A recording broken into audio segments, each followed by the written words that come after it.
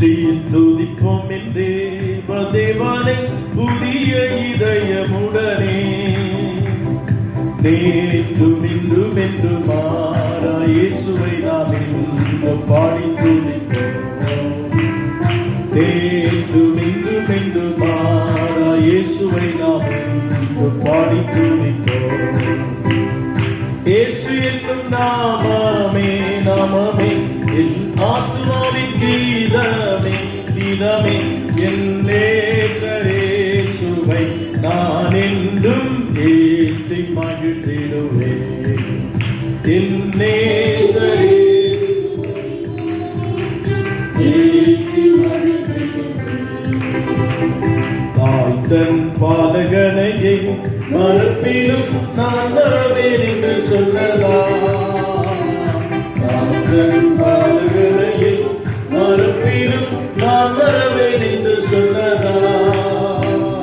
தாழ்த்தி என்னை அவற்றை தீர்ந்து சிவப்பாதை என்று போடுவேன். தாழ்த்தி என்னை அவற்றை தந்து சிவப்பாதை என்று போடுவேன். இயேசு என்னும் நாமமே நாமமே என் ஆத்துமாவின் கீதமே கீதமே. என் நேசரேசுவை நான் ஏற்றி மகிழ்ந்திடுவேன். என் நேசரேசுவை நான் ஏற்றி மகிழ்ந்திடுவேன். அகிலமும் சாட்சியாகவே உங்களிட கட்டளையதா. அகிலமும் சாட்சியாகவே உங்களிட கட்டளையதா. ஆவியாத்துமாவும் தேடும் யாவும் இது தொண்டு செய்கிறேன். ஆவியாத்துமாவும் தேடும் யாவும் இது தொண்டு செய்கிறேன். இயேசு என்னும் நாமமே நாமமே என் ஆத்துமாவின் கீதமே கீதமே. என் நேசரேசுவை நான் என்றும் ஏற்றி மகிழ்ந்திடுவேன். என் நேசரேசுவை நான் என்றும் ஏற்றி மகிழ்ந்திடுவேன்.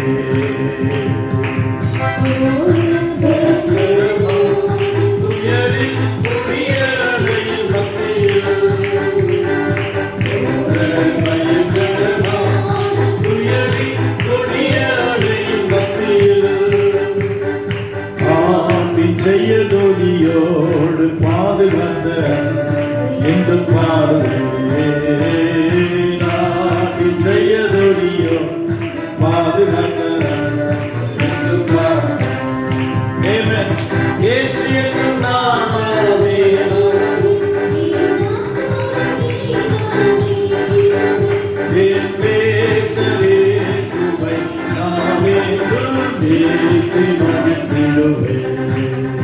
என் நேசரேசுவை நான் என்றும் ஏற்றி மகிழ்ந்திடுவேன்.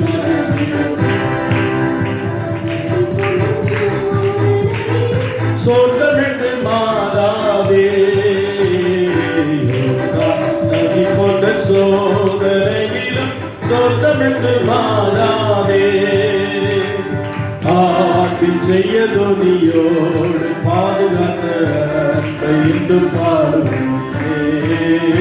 ஆட்டின் செய்யதொலியோ பாதுகாத்த என்று பாடுவேன். இயேசு என்னும் நாமமே நாமமே என் ஆத்துமாவின் கீதமே கீதமே. என் நேசரேசுவை நான் என்றும் ஏற்றி மகிழ்ந்திடுவேன். என் நேசரேசுவை நான் என்றும் ஏற்றி மகிழ்ந்திடுவேன். தொடர்ந்து இன்னொரு பாடலை கூட நாம் பாடி கர்த்தரை மயப்படுத்தலாம். தேவரே நீ சகலம் செய்ய வல்லவர். இந்த பாடலை நான் பாடி தேவரை மயப்படுத்துவோம்.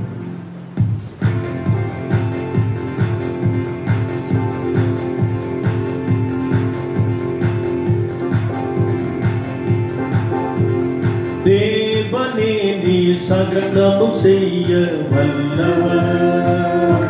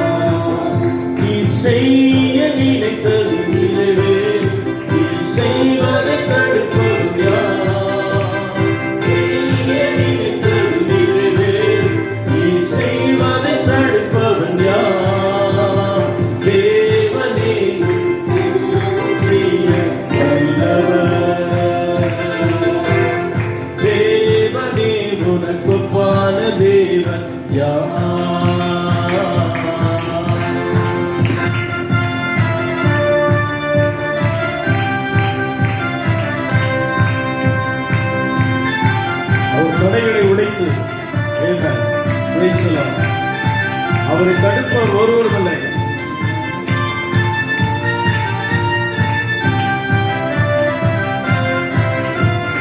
தடைகளை உடைப்பவர் நீரானே, தடுப்பவர் எவரும் இல்லை. தடைகளை மாற்றி தடுத்திடுவே, கண்மலையே உம்மை உயர்த்திடுவே. தேவனே நீ சகலம் செய்ய வல்லவர். தேவனே உமக்கு தேவன் யார்? தேவனே நீ சகலம் செய்ய வல்லவர். தேவனே உமக்கு தேவன்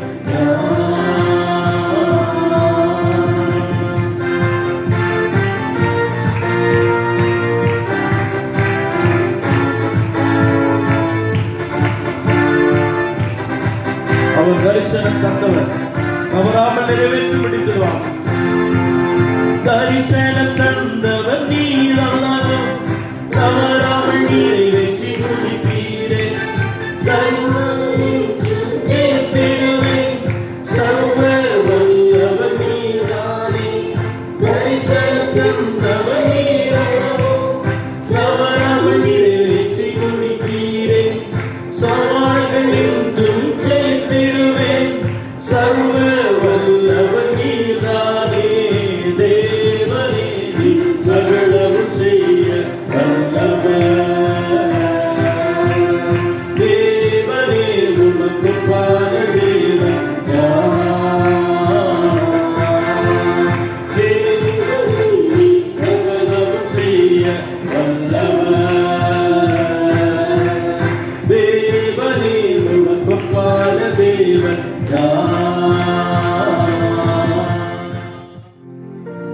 Hallelujah. Thank you, Jesus. நம்முடைய தேவன் துதிக்கு பாத்திர, துதியின் மத்தியிலே வசிக்கிற தேவன். சிறுவெளி துதியின் நடுவே அவர் வசித்தார். அந்த தேவாதி தேவனை உள்ளத்தின் ஆழத்திலிருந்து நாம் மகிமைப்படுத்தலாமா? உள்ளமானந்த கீதத்தினால் வெள்ளமாகவே பாய்ந்திடுதே எந்த ஆத்துமனேசரையே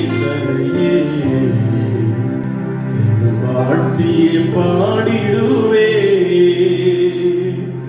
எந்த ஆத்துமனேசரையே என்னும் வாழ்த்தியே பாடிடுவே. மலை போன்றது சோதனையில் மகிமன்னவர் கைவிடாரே. கல்வாரி நன்றினையே கண்டிடுவாய் உன்னை அவரே. மலை போன்றது சோதனையில் மகிமன்னவர் கைவிடாரே. கல்வாரி நன்றினையே கனிவோடு உன்னை அழைத்திடுவார்.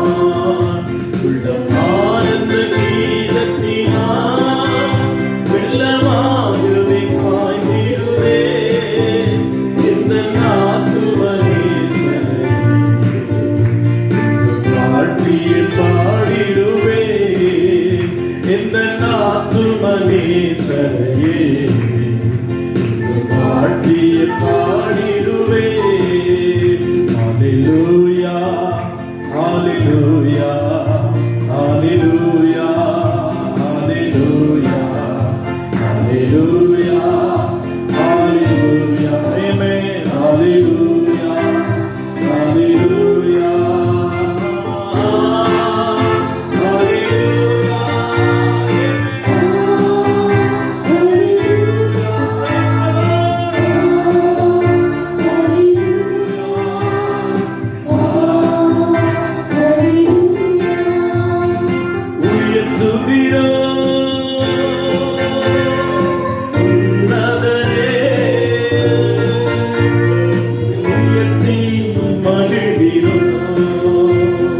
புகழின்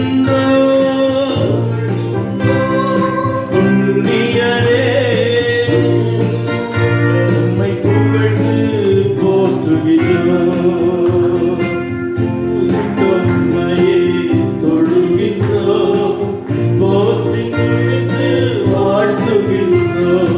உம்மையே புகழ்கின்றோம், போற்றி துதித்து வாழ்த்துகின்றோம்.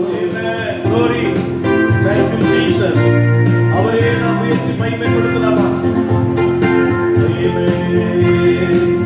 நூற்றுவன் தலைவனை தேற்றினீரே, வார்த்தை அனுப்பி வாழ வைத்தீர். நூற்றுவன் தலைவனை தேற்றினீரே, வார்த்தை அனுப்பி வாழ வைத்தீர்.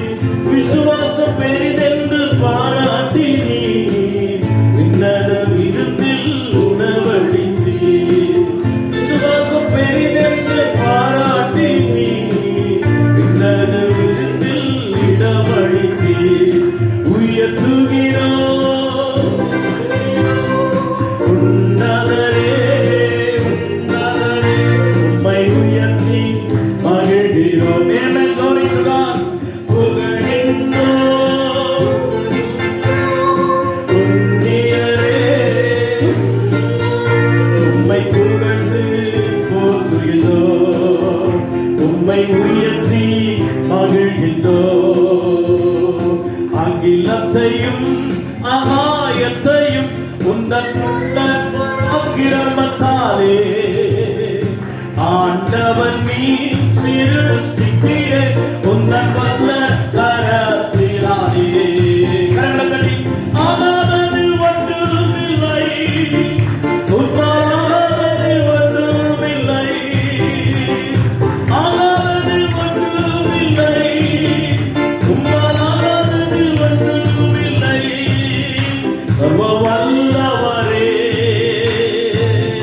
கனமகிமைக்கு பாத்திரரே, ஆகாதது ஒன்றும் ஏதுமில்லை, உம்மால் ஆகாதது ஒன்றுமில்லை, ஆகாதது ஏதுமில்லை, உம்மால் ஆகாதது ஒன்றுமில்லை, ஆகாதது ஒன்றும் ஏதுமில்லை, உம்மால் ஆகாதது ஒன்றுமில்லை. அகிலத்தையும் ஆகாயத்தையும் உந்தன் வல்ல பராக்கிரமத்தாலே ஆண்டவன் நீ சிருஷ்டித்தீரே, உந்தன் வல்ல கரத்தினாலே. ஆகாதது ஒன்றுமில்லை,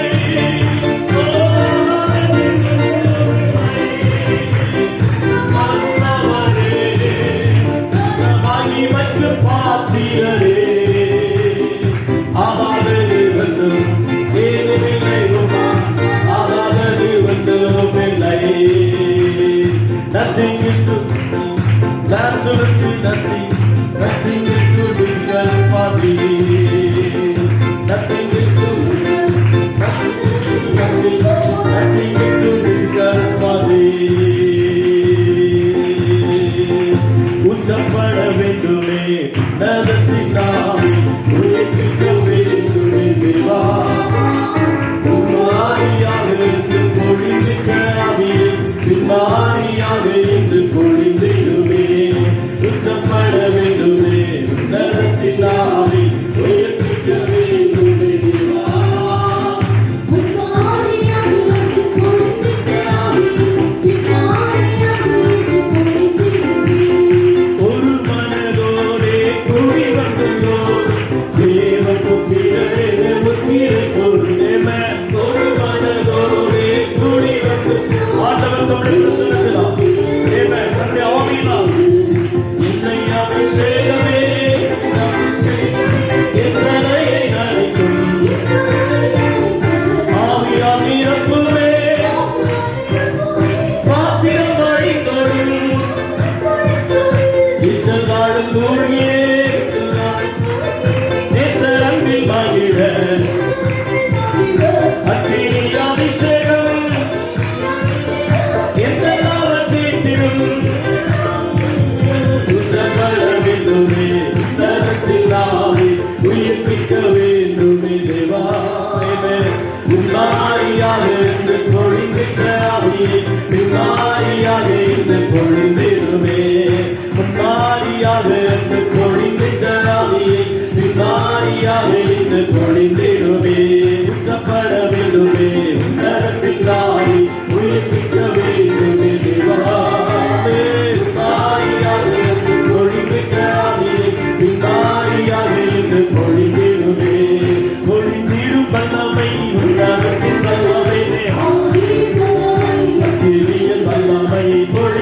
பொழிந்திடும் வல்லமை உன்னதத்தின் வல்லமை ஆவியின் வல்லமை அக்கினியின் வல்லமை பொழிந்திடும் வல்லமை உன்னதத்தின் வல்லமை ஆவியின் வல்லமை அக்கினியின் வல்லமை பொழிந்திடும் வல்லமை உன்னதத்தின் வல்லமை ஆவியின் வல்லமை அக்கினியின் வல்லமை.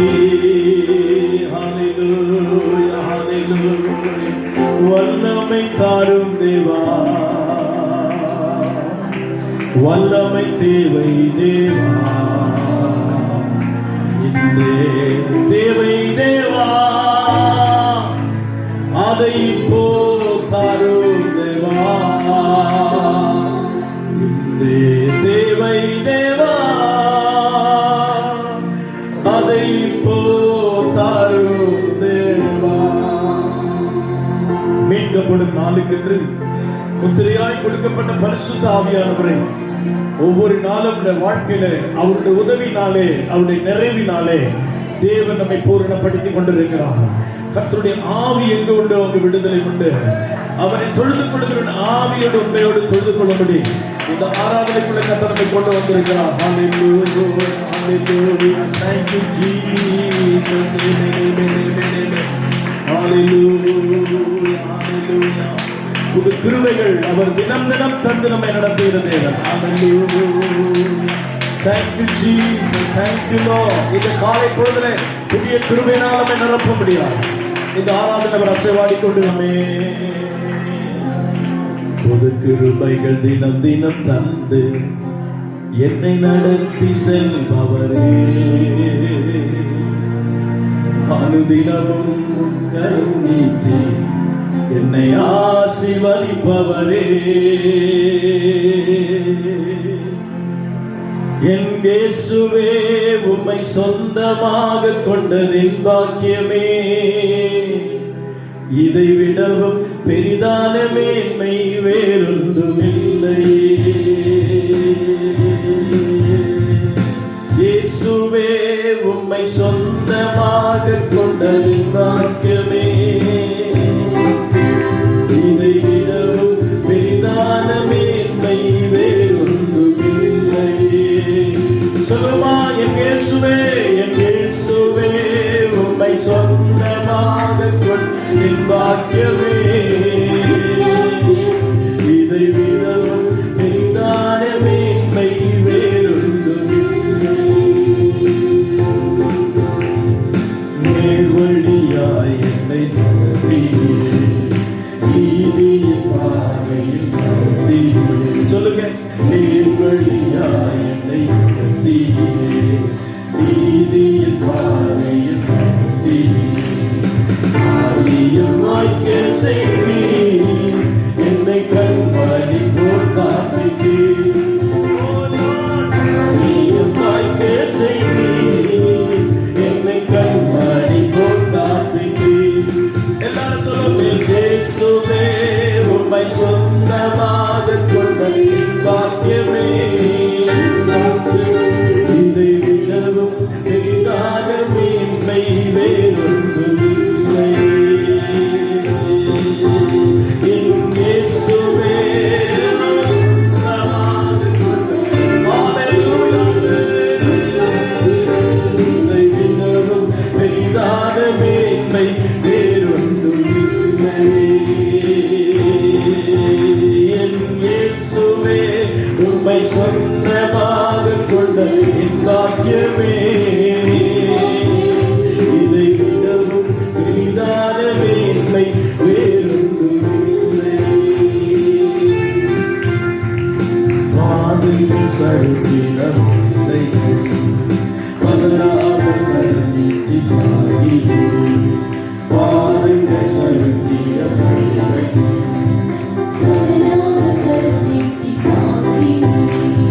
பாரமெல்லாம் நீக்கி என்னை பாடி மகிழ வைத்து,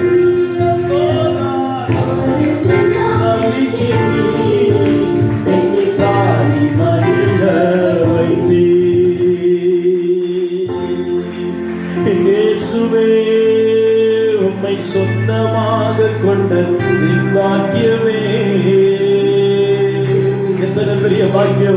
இதை விடவும் பெரிதான மேன்மை வேறொன்றுமில்லை. இயேசுவே உம்மை சொந்தமாக கொள்ள என் பாக்கியமே. இதை விடவும் பெரிதான மேன்மை வேறொன்றுமில்லை.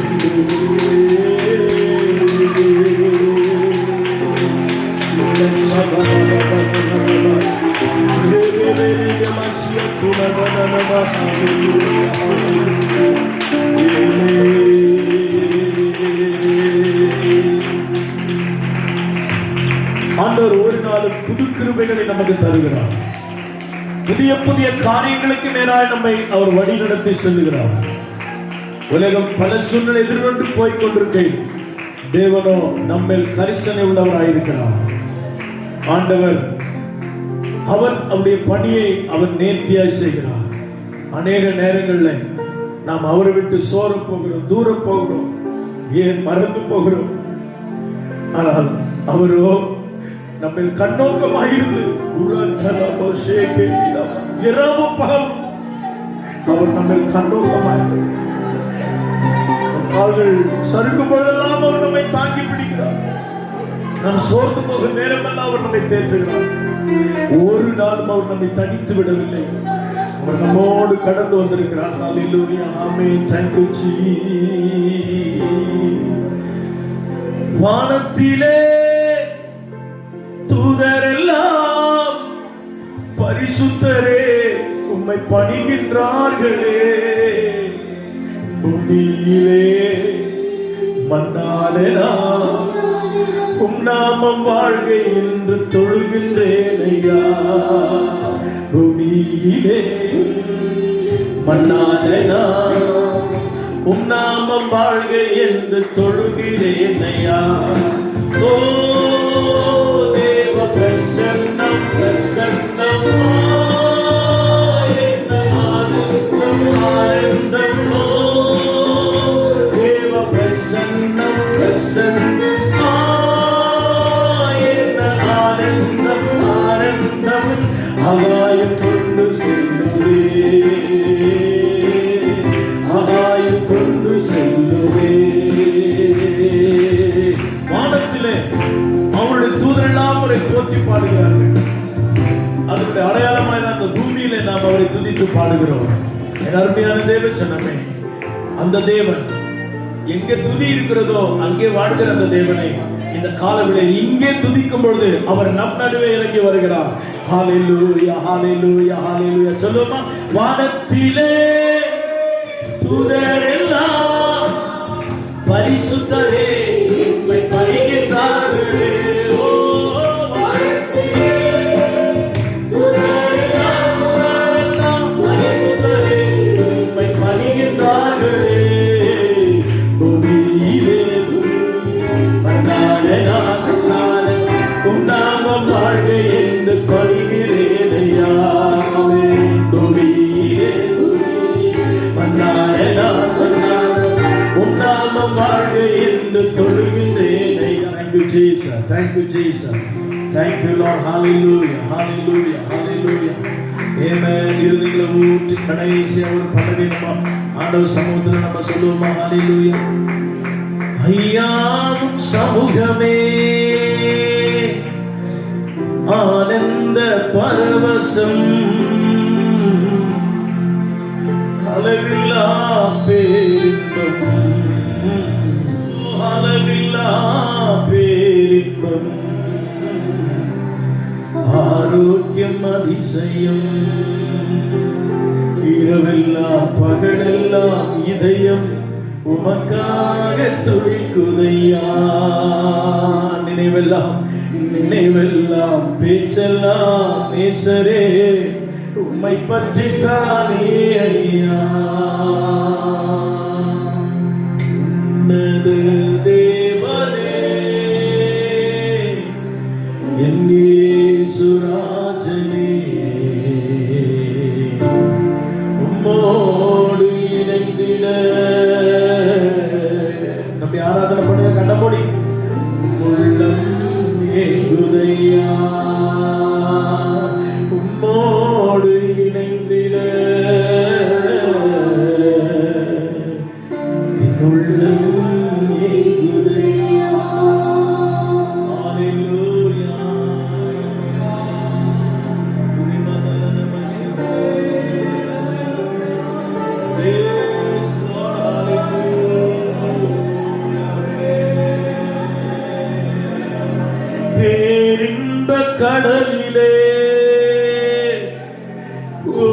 ஓய்வின்றி மூழ்கணும் பேரின்ப கடலிலே ஓய்வின்றி மூழ்கணும் துதித்து மகிழணும் தூயோனாய் மாறணும் உம்மை துதித்து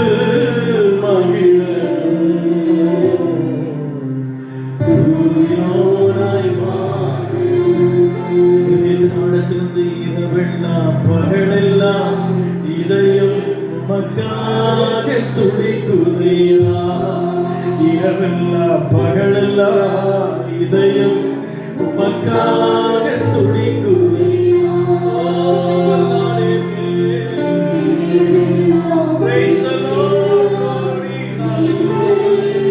உம்மை பற்றித்தானே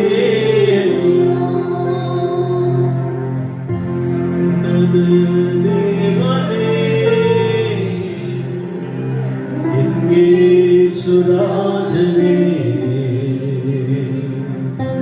உம்மோடு இணைந்திட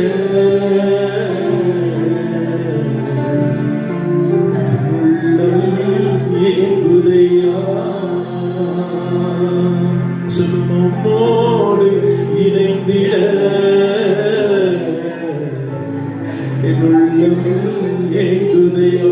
ஆண்டவரை விட்டு பிரிக்கும்படி எத்தனையோ சூழ்நிலைகள் நமக்கு எதிராக வருகிறது.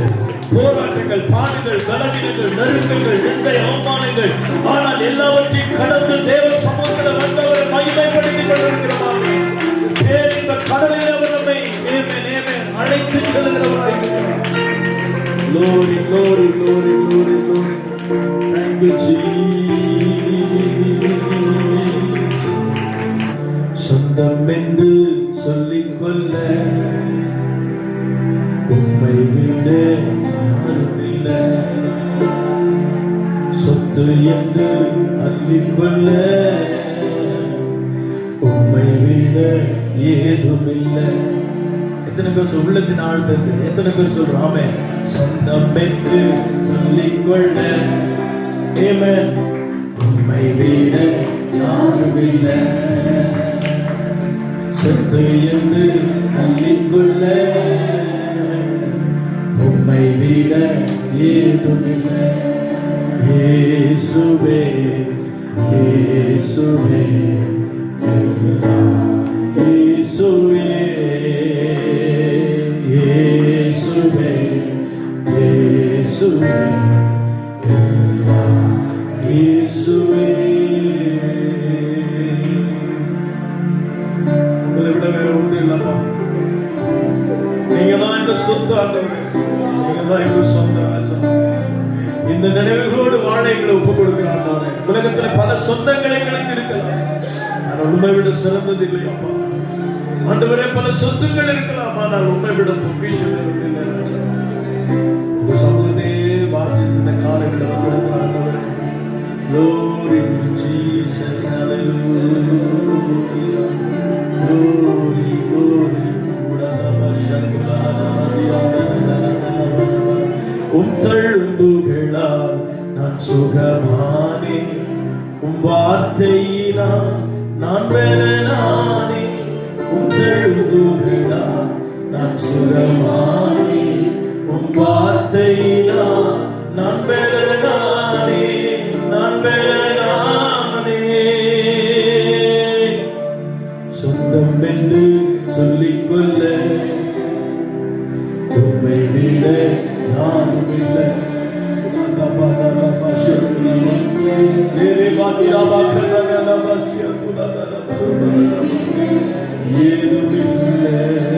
ஆண்டவரை தன் சொத்தாக நினைக்கிற வாழ்க்கை கர்த்தர் ஆசீர்வதிக்கிறார்.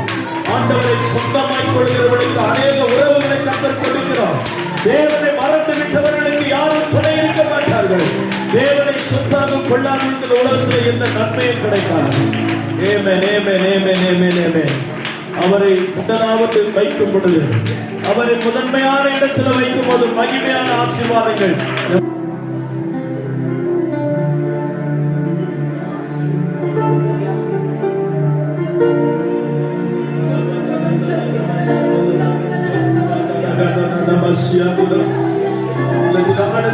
சொல்லலாம். நீங்க தான் பாருங்க சொல்றேன். நீங்க தான் எனக்கு சொத்து. அவர் முன்னிறுத்துங்க brother. முன்னிறுத்துங்க தம்பி தங்கச்சி சமூகத்துல ஆண்டவரை கொண்டு வந்து நிறுத்துங்க. அவர் உனக்கு போதுமானவர். அவர் உனக்கு போதுமானவர். Hallelujah. Hallelujah. Thank you, thank you, thank you, thank you, Lord. Hallelujah. ஆவியின் மீது நீங்க அன்பு வைத்தீங்களா? எத்தனென்றும் எங்களை தள்ளிவிடாமல் ஏற்றுக்கொண்டீங்களா? எங்களிடம் மட்டும் வந்து எங்களை தூக்கி எங்களை எடுத்தீங்களே.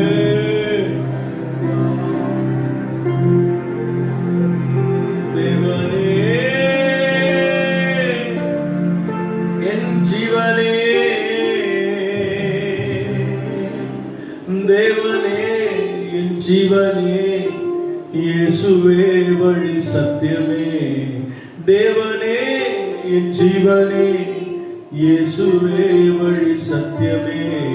பாவியன் மீது எந்த அன்பு வந்து புரியலை, சித்தம் என் மீது வைத்திட்ட பின்பு வாழ தெரியலையே, என்னில் வாழ தெரியலையே.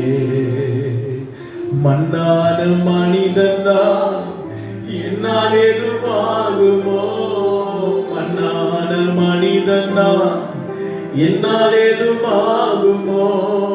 உன் பிள்ளையாய் வாழ துடிக்கிறேன்,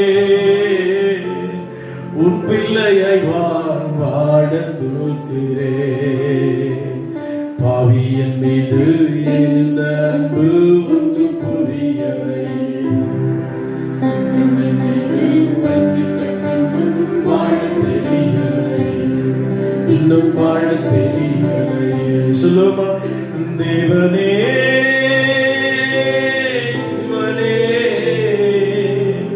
தேவனே என் ஜீவனே, இயேசுவே வழி சத்தியமே.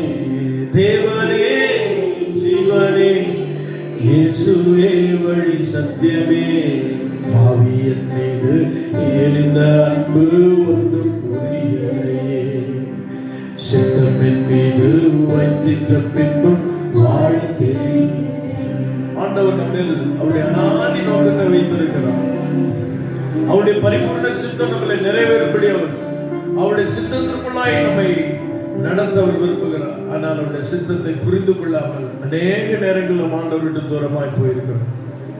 ஆனால் அவருடைய அன்பு நம்மை அரவணைத்துக் கொண்டிருக்கிறது. அவருடைய விருப்பம் என்ன, அவருடைய விருப்பம் என்ன என்பதை அறியாமலே ஓடிக்கொண்டிருக்கிறோம். அப்போஸ்தலனாகிய பவுலை தேவன் சந்திக்கும் போது அவர் சொன்னார், ஆண்டவரே நான் என்ன செய்ய சித்தமாயிருக்கிறேன். ஆராதனை நம்ம சொல்லலாம், ஆண்டவரே நான் எப்படி உங்க பிரியத்தை நான் நிறைவேற்றினப்பா, நான் என்ன செய்ய சித்தமாயிருக்கிறேன், என்னை நான் ஒப்புக் கொடுக்கிறேன். ஆண்டவரே என்னை நான் ஒப்புக் கொடுக்கிறேன்னு சொல்லாமா? ஹல்லேலூயா. Thank you Jesus. என்னை உம் கையில் படைத்தேன் முழுவதுமா, என்னையும் பயன்படுத்தும். உயவன் நீ களிமண்ணான் உம் சித்தம் நிறைவேற்றுமே. என்னை உம் கையில் படைத்தேன் முழுவதுமா, என்னையும் பயன்படுத்தும்.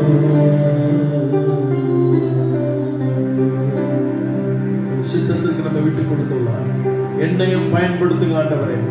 காலங்கள் கடந்து விட்டது ஆண்டவரே, பல சூழ்நிலைகளை நான் எதிர்கொண்டிருக்கிறேன். இந்த காலவெளியில தேவ விருப்பத்தின்படி வாழையினை நான் விட்டுக் கொடுக்கிறேன், உங்களுடைய சித்தத்தின்படி வாழையை ஒப்புக் கொடுக்கிறேன் என்று சொல்லுகிற பிள்ளைகளோடு தேவன் தம்முடைய சித்தத்தின்படி நடத்த இந்த காலவெளியில அவர் உங்கள் வாழ்க்கையை செயலாற்ற விரும்புகிறார்.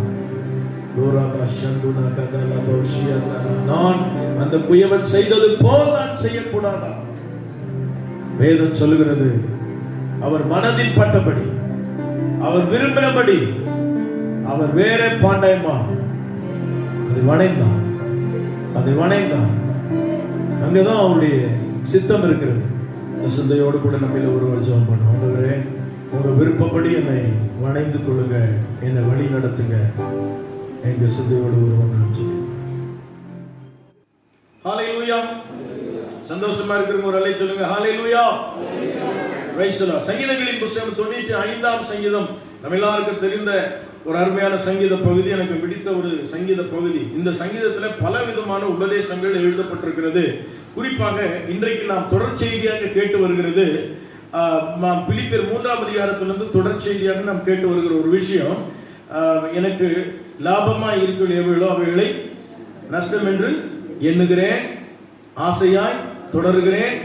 அதன் பின்பு மூன்றாவதாக நாம் 3ஆம் அதிகாரத்திலே நாம் அடுத்த ஒரு காரியத்தை நாம் தியானித்துக் கொண்டிருக்கிறோம். 3:20 நான் என் கர்த்தராகிய இயேசு கிறிஸ்து அவர் வருவதற்காக அவர் வருகையை நான் என்ன செய்கிறேன், எதிர்பார்த்து கொண்டிருக்கிறேன். அல்லேலூயா சொல்லுங்க. எண்ணுகிறேன், தொடர்கிறேன், எதிர்பார்க்கிறேன். சொல்லுங்க. எண்ணுகிறேன் என்றதான் என்னங்க, எனக்கு எதெல்லாம் லாபமோ அதெல்லாம் ஒண்ணும் கிடையாது, அதெல்லாம் குப்பை என்று எண்ணணும். தொடர்வது என்ன, ஆசையா ஆண்டவரை பின்பற்றி அவருக்காக வாழணும். கடைசியா என்ன, ஒரு எதிர்பார்ப்போடு நான் ஜீவிக்கிறேன். இந்த எதிர்பார்ப்பு என்ற விஷயத்தை நாம் தியானிக்கும் பொழுது இந்த மாதத்துல தேவன் நமக்கு கொடுத்த வாக்குத்தத்தத்தை அதனோடு கூட நாம் இணைத்து தேவ செய்தியை நாம் தியானித்துக் கொண்டிருக்கிறோம். இந்த எரேமியா புத்தகம் 29:11 எல்லாருக்கும் தெரியும். எதிர்பார்த்திருக்கும் முடிவை நான் உனக்கு கொடுக்கும்படி உன் பேரில் நான் நினைவாய் இருக்கிறேன் என்று ஆலோசனை. எதிர்பார்ப்புகளுக்கு பதில் கொடுக்கிற தேவன் உண்டு. அப்படியானால் ஒரு எதிர்பார்ப்பு நமக்கு இருக்க வேண்டும். நம்ம ஆண்டவர் எதிர்பார்க்காதவங்களுக்கு அற்புதமே செய்ய மாட்டார். ஒரு பட்டணத்துக்கு சென்றார், அந்த பட்டணத்தில் அவர் அற்புதமே செய்யவில்லை. ஏன் ஆண்டவர் இங்க அற்புதமே செய்யல? எல்லா இடத்துல அற்புதம் நடந்தது, சில வீடுகள் அற்புதம் நடக்காது, சில கிறிஸ்தவங்களுக்கு ஒரு நன்மை நடக்காது. ஏன் என்ற கேள்வி நமக்குள்ள எழும். அங்கே சொல்லப்பட்டது என்ன தெரியுமா? அவர்கள் விசுவாசத்தின்படி அங்கு அப்படி நடந்தது. அப்படியானால் எங்கே எதிர்பார்ப்பு இருக்கிறதோ அங்கே ஆண்டவர் அற்புதம் செய்வார். எதிர்பார்ப்பு இல்லாமல் தேவன் ஒரு நாள் அற்புதம் செய்ய மாட்டார். வியாதி உள்ளவனை, பலகீனம் உள்ளவனை, பல சூழ்நிலை இருக்கிற மனிதர்களை பார்த்து இயேசு இப்படி கேட்கிறார், நான் உனக்கு என்ன செய்ய வேண்டும் என்று. இயேசுவுக்கு தெரியாதா? அவர் நினைவின் தோற்றத்தை அறிகிறவர், அவர் சூழ்நிலை அறிந்தவர். ஆனால் அவரிடத்தில் கேட்கிறார். ஏன் அப்படி அவர் வினவுகிறார் என்று சொன்னால், அந்த நபரே வாய் திறந்து தன் பிரச்சனையை அவரிடத்தில் சொல்ல வேண்டும். அதுதான் தேவனுடைய எதிர்பார்ப்பு. அதனால்தான் அவர் சொன்னார், கேளுங்கள் கொடுக்கப்படும், கேட்காதவர்களுக்கு கொடுக்கப்பட மாட்டாது. நீங்க வெள்ளிக்கிழமை போகலன்னா அடுத்த நாள் போனீங்கன்னா ரேஷன் கடையில என்ன போட மாட்டாங்க, சக்கரை போட மாட்டாங்க. அது நேற்றே என்ன செய்யாச்சுங்க, அது முடிஞ்சிடுச்சு. அப்ப நான் வாங்கலையே, அது எந்த கணக்குல அது போயிடும். அப்போ அந்த நாள்ல நீங்க அப்போ போனாதான் என்ன செய்யுங்க, எப்படி கிடைக்குமோ அதே போல் எவ்விதமாய் தேவனிடத்தில் கேட்டால் கிடைக்கும் என்பதை நாம் அறிந்திருக்க வேண்டும். விசுவாசத்தோடு கேட்கணும், சந்தேகப்படாம கேட்கணும், அவர் நாமத்தில் கேட்கணும். இப்படி எல்லாம் ஆண்டவர் சொல்லி இருக்கிறார். அவர் வார்த்தையை கொண்டு கேட்கணும். இப்படி தேவனிடத்தில் கேட்கிற வழிமுறையும் இருக்கிறது. நம்மை தாழ்த்தி கேட்கணும். ஒருத்தர் தாழ்த்தாம கேட்டான், அவனுக்கு ஆண்டவர் பதில் கொடுக்கல. தாழ்மையோட ஒருத்தன் ஜெபம் பண்ணான், அவனுக்கு ஆண்டவர் பதில் கொடுத்தார். என் அருமையான தேவனுடைய பிள்ளைகளே, ஆகவே ஒரு எதிர்பார்ப்போடு நாம் தேவ சமூகத்தில் வரணும். இந்த செய்தி ஆரம்பிச்சு பாருங்க, இந்த செய்தி ஆரம்பிச்சாலும் முடிக்க முடியல. அப்போ நான் இதுல ஒரு 5 பாயிண்ட் நான் கொண்டு வந்தேன். அதுல முதல்ல என்னன்னா 5 விதமான எதிர்பார்ப்புகள் அப்படின்னு அதுக்கு ஒரு டைட்டில் கொடுத்தோம். என்னன்னா, முதலாவது உன் சந்ததியை குறித்த ஒரு எதிர்பார்ப்பு. யாருமே அதை பிரசங்கிச்சிருக்க மாட்டாங்க. ஒரு சந்ததியை குறித்த ஒரு எதிர்பார்ப்பு நமக்கு இருக்கணும். எல்லாமே தன்னால வந்துறாரு. எல்லாம் இயேசுவே, எனக்கு எல்லாம் இயேசுவே அப்படின்னு பாடிடுவோம். எல்லாமே பார்த்து கொள்ளும் அப்படின்னு பாடிடுவோம். ஆனா அப்படி கிடையாதுங்க. உன் பிள்ளைகளுக்காக நீ ஜெபம் பண்ணணும். உன்னுடைய சந்ததிக்காக, இனி வரும் சந்ததிக்காக கண்டிப்பாக ஜெபிக்கணும். நம்முடைய முற்பிதாக்கள் அப்படி ஜெபிச்சாங்க. பிள்ளை பெறதுக்கு முன்னாடி ஜெபிச்சாங்க. பிள்ளை பெற்றெடுத்த பின்பு அவனை எப்படி வளர்க்க வேண்டும் என்று ஜெபித்தார்கள். ஆண்டவர் வழி வழியாய் சொல்லி வருகிற காரியம் அதுதான். ஆதாமுக்கு சொன்னார், அதன் பின்பு நோவாவுக்கு சொன்னார், ஆபிரகாமுக்கு சொன்னார், அதன் பின்பு தாவீதுக்கு சொன்னார், பின்வரும் சந்ததிக்கெல்லாம் அவர் சொல்லிக் கொண்டே போகிறார். முற்பிதாவாகிய ஈசாக்கு, யாக்கோபு அவரிடத்தில் சொல்கிறார், உன் சந்ததியை நான் ஆசீர்வதிப்பேன், உன் சந்ததியை நான் பெருக பண்ணுவேன் என்று சொல்லியிருக்கிறார். அப்படியானால் உன் சந்ததிக்காக நீ தேவ சமூகத்தில் ஒரு எதிர்பார்ப்போடு வரணும். அல்லேலூயா, ஆமென். அருமையான தேவனுடைய பிள்ளைகளே, சரித்திரத்தில் நீங்கள் வாசிக்கும் பொழுது ஜான் வெஸ்லி என்கிற ஒரு தேவ மனிதர், சார்ல்ஸ் வெஸ்லி, ஜான் வெஸ்லி என்ற 2 சகோதரர்கள் உண்டு. அந்த குடும்பத்தில் 13 பிள்ளைங்க. எத்தனை பேருங்க? 13 பிள்ளைங்க. அந்த 13 பிள்ளைகளுக்கு தாயாகிய அவங்க பேர் சூசன். அவங்க பேர் என்னங்க? சூசன். அந்த சூசன் என்ற அந்த அம்மா என்ன செய்வாங்களாம், அந்த பிள்ளைங்க தலை மேலாம் கை வச்சு என்ன பண்ணுவாங்களாம், ஜெபம் பண்ணுவாங்க. நீங்க பண்றீங்களா? ஜோரா அடிச்சா பண்ணுவீங்க, அது கிடையாது. தினந்தோறும் என்ன செய்யணுங்க, ஜெபம் பண்ணணும். பைபிள்ல ஒருத்தர் அப்படி ஜெபம் பண்ணார் தெரியுங்களா? பிள்ளைங்களுக்காக ஜெபம் பண்ணார், பூச வச்சார். யோபு வெரி குட். பூச வச்சார். நீ ஏன் சொல்றேன்னா, கத்தோலிக்க மாத்திரம் நான் வந்தேன், அங்க அப்படித்தான் செய்வாங்க. அவங்க பேரை சொல்லி இந்து மார்க்கத்துல அர்ச்சனை பண்ணுவாங்க, கத்தோலிக்க மாத்திரம் பூச வைப்பாங்க. தேவ பிள்ளைகளை கவனிங்க, இந்த யோபு அப்படிதான், பைபிள் அப்படிதான் சொல்லுவாங்க. லக்கத்தின்படி அவங்க பேரின்படி ஒவ்வொரு நாளுக்கு ஒரு பிள்ளைகளை கூட்டி என்ன செய்வாராம், பாவ அறிக்கை செஞ்சு ஏதாச்சும் தெரியாம தப்பு செஞ்சுட்டா மன்னிச்சிருங்க ஆண்டவர்னு சொல்லி அவங்களுக்காக பலி செலுத்தி அந்த பிள்ளைகளை சுத்திகரிப்புக்கு தேவன் அவர்களை கொண்டு செல்வாரா அந்த யோபு. அப்ப தன் பிள்ளைகளை குறித்த ஒரு கரிசனை, ஒரு எதிர்பார்ப்பு. அப்ப பிள்ளைங்க அவங்க வந்து பின்னாடி அவன் நம்ம சின்னதுல இருந்து ஒரு டாக்டரா வருவான்னு வளர்ப்போம். அவன் பார்த்தா டாக்டரா வர மாட்டான், என்ன வருவாங்க, வேற ஃபீல்டுக்கு போயிடுவான். ஆனா நம்ம ஆசைப்பட்டு இவன் இப்படிதான் வரணும் அப்படிதான் வரணும்னு இருப்போம். ஆனா கடைசியில பார்த்தா ஒண்ணுமே இல்லாம பண்றான், பிசினஸ் பண்ண போறேன்றான், இன்ஜினியரிங் எல்லாம் முடிச்சுட்டு. அப்ப தேவப்பிள்ளை அது அப்புறம் அவங்க என்ன முடிவு எடுக்கிறாங்கன்றது பின்னாடி இருக்கட்டும். ஆனா நம்ம கையில இருக்கிற வரைக்கும் நம்மளை எப்படி வளர்க்கணுங்க, அவங்களை கர்த்தருக்கேற்ற சிக்ஷையில போதனையில் அவளை வளர்க்க வேண்டும், கர்த்தருடைய சமூகத்தில் அவளை வளர்க்க வேண்டும். ஆகவே இந்த பிள்ளைகளுக்காக பின்வரும் சந்ததிக்காக ஒரு எதிர்பார்ப்போடு நம்ம வரணும். அதை குறித்து நான் நிறைய பேசினேன், அன்னாலை பற்றி பேசினேன், பலரை குறித்து நான் ஆபிரகாமை குறித்து பேசினேன். ஆகாப்பின் சந்ததி, அவன் சந்ததி வந்து ஆண்டவருக்கு பிரியமில்லாமல் வாழ்ந்ததுனால அவருடைய சந்ததியே அழுகி போனதை நம்ம வாசிக்கிறோம். பச்சோபால், விசேஷமா பச்சோபாலை நான் சொன்னேன். பச்சோபால் அந்திய நாட்களில் தாவீது மரிக்க போற நாட்களில் ராஜ்யபாரத்தை அதோனியா என்பவன் என்ன செய்யறான், பிடித்துக் கொள்கிறான். அப்ப போய் பச்சோபால் தன் புருஷன் இடத்துல போய் என்ன செய்யறான், வேண்டுதல் செய்யறான். யாருக்காக? தன் பிள்ளைக்காக.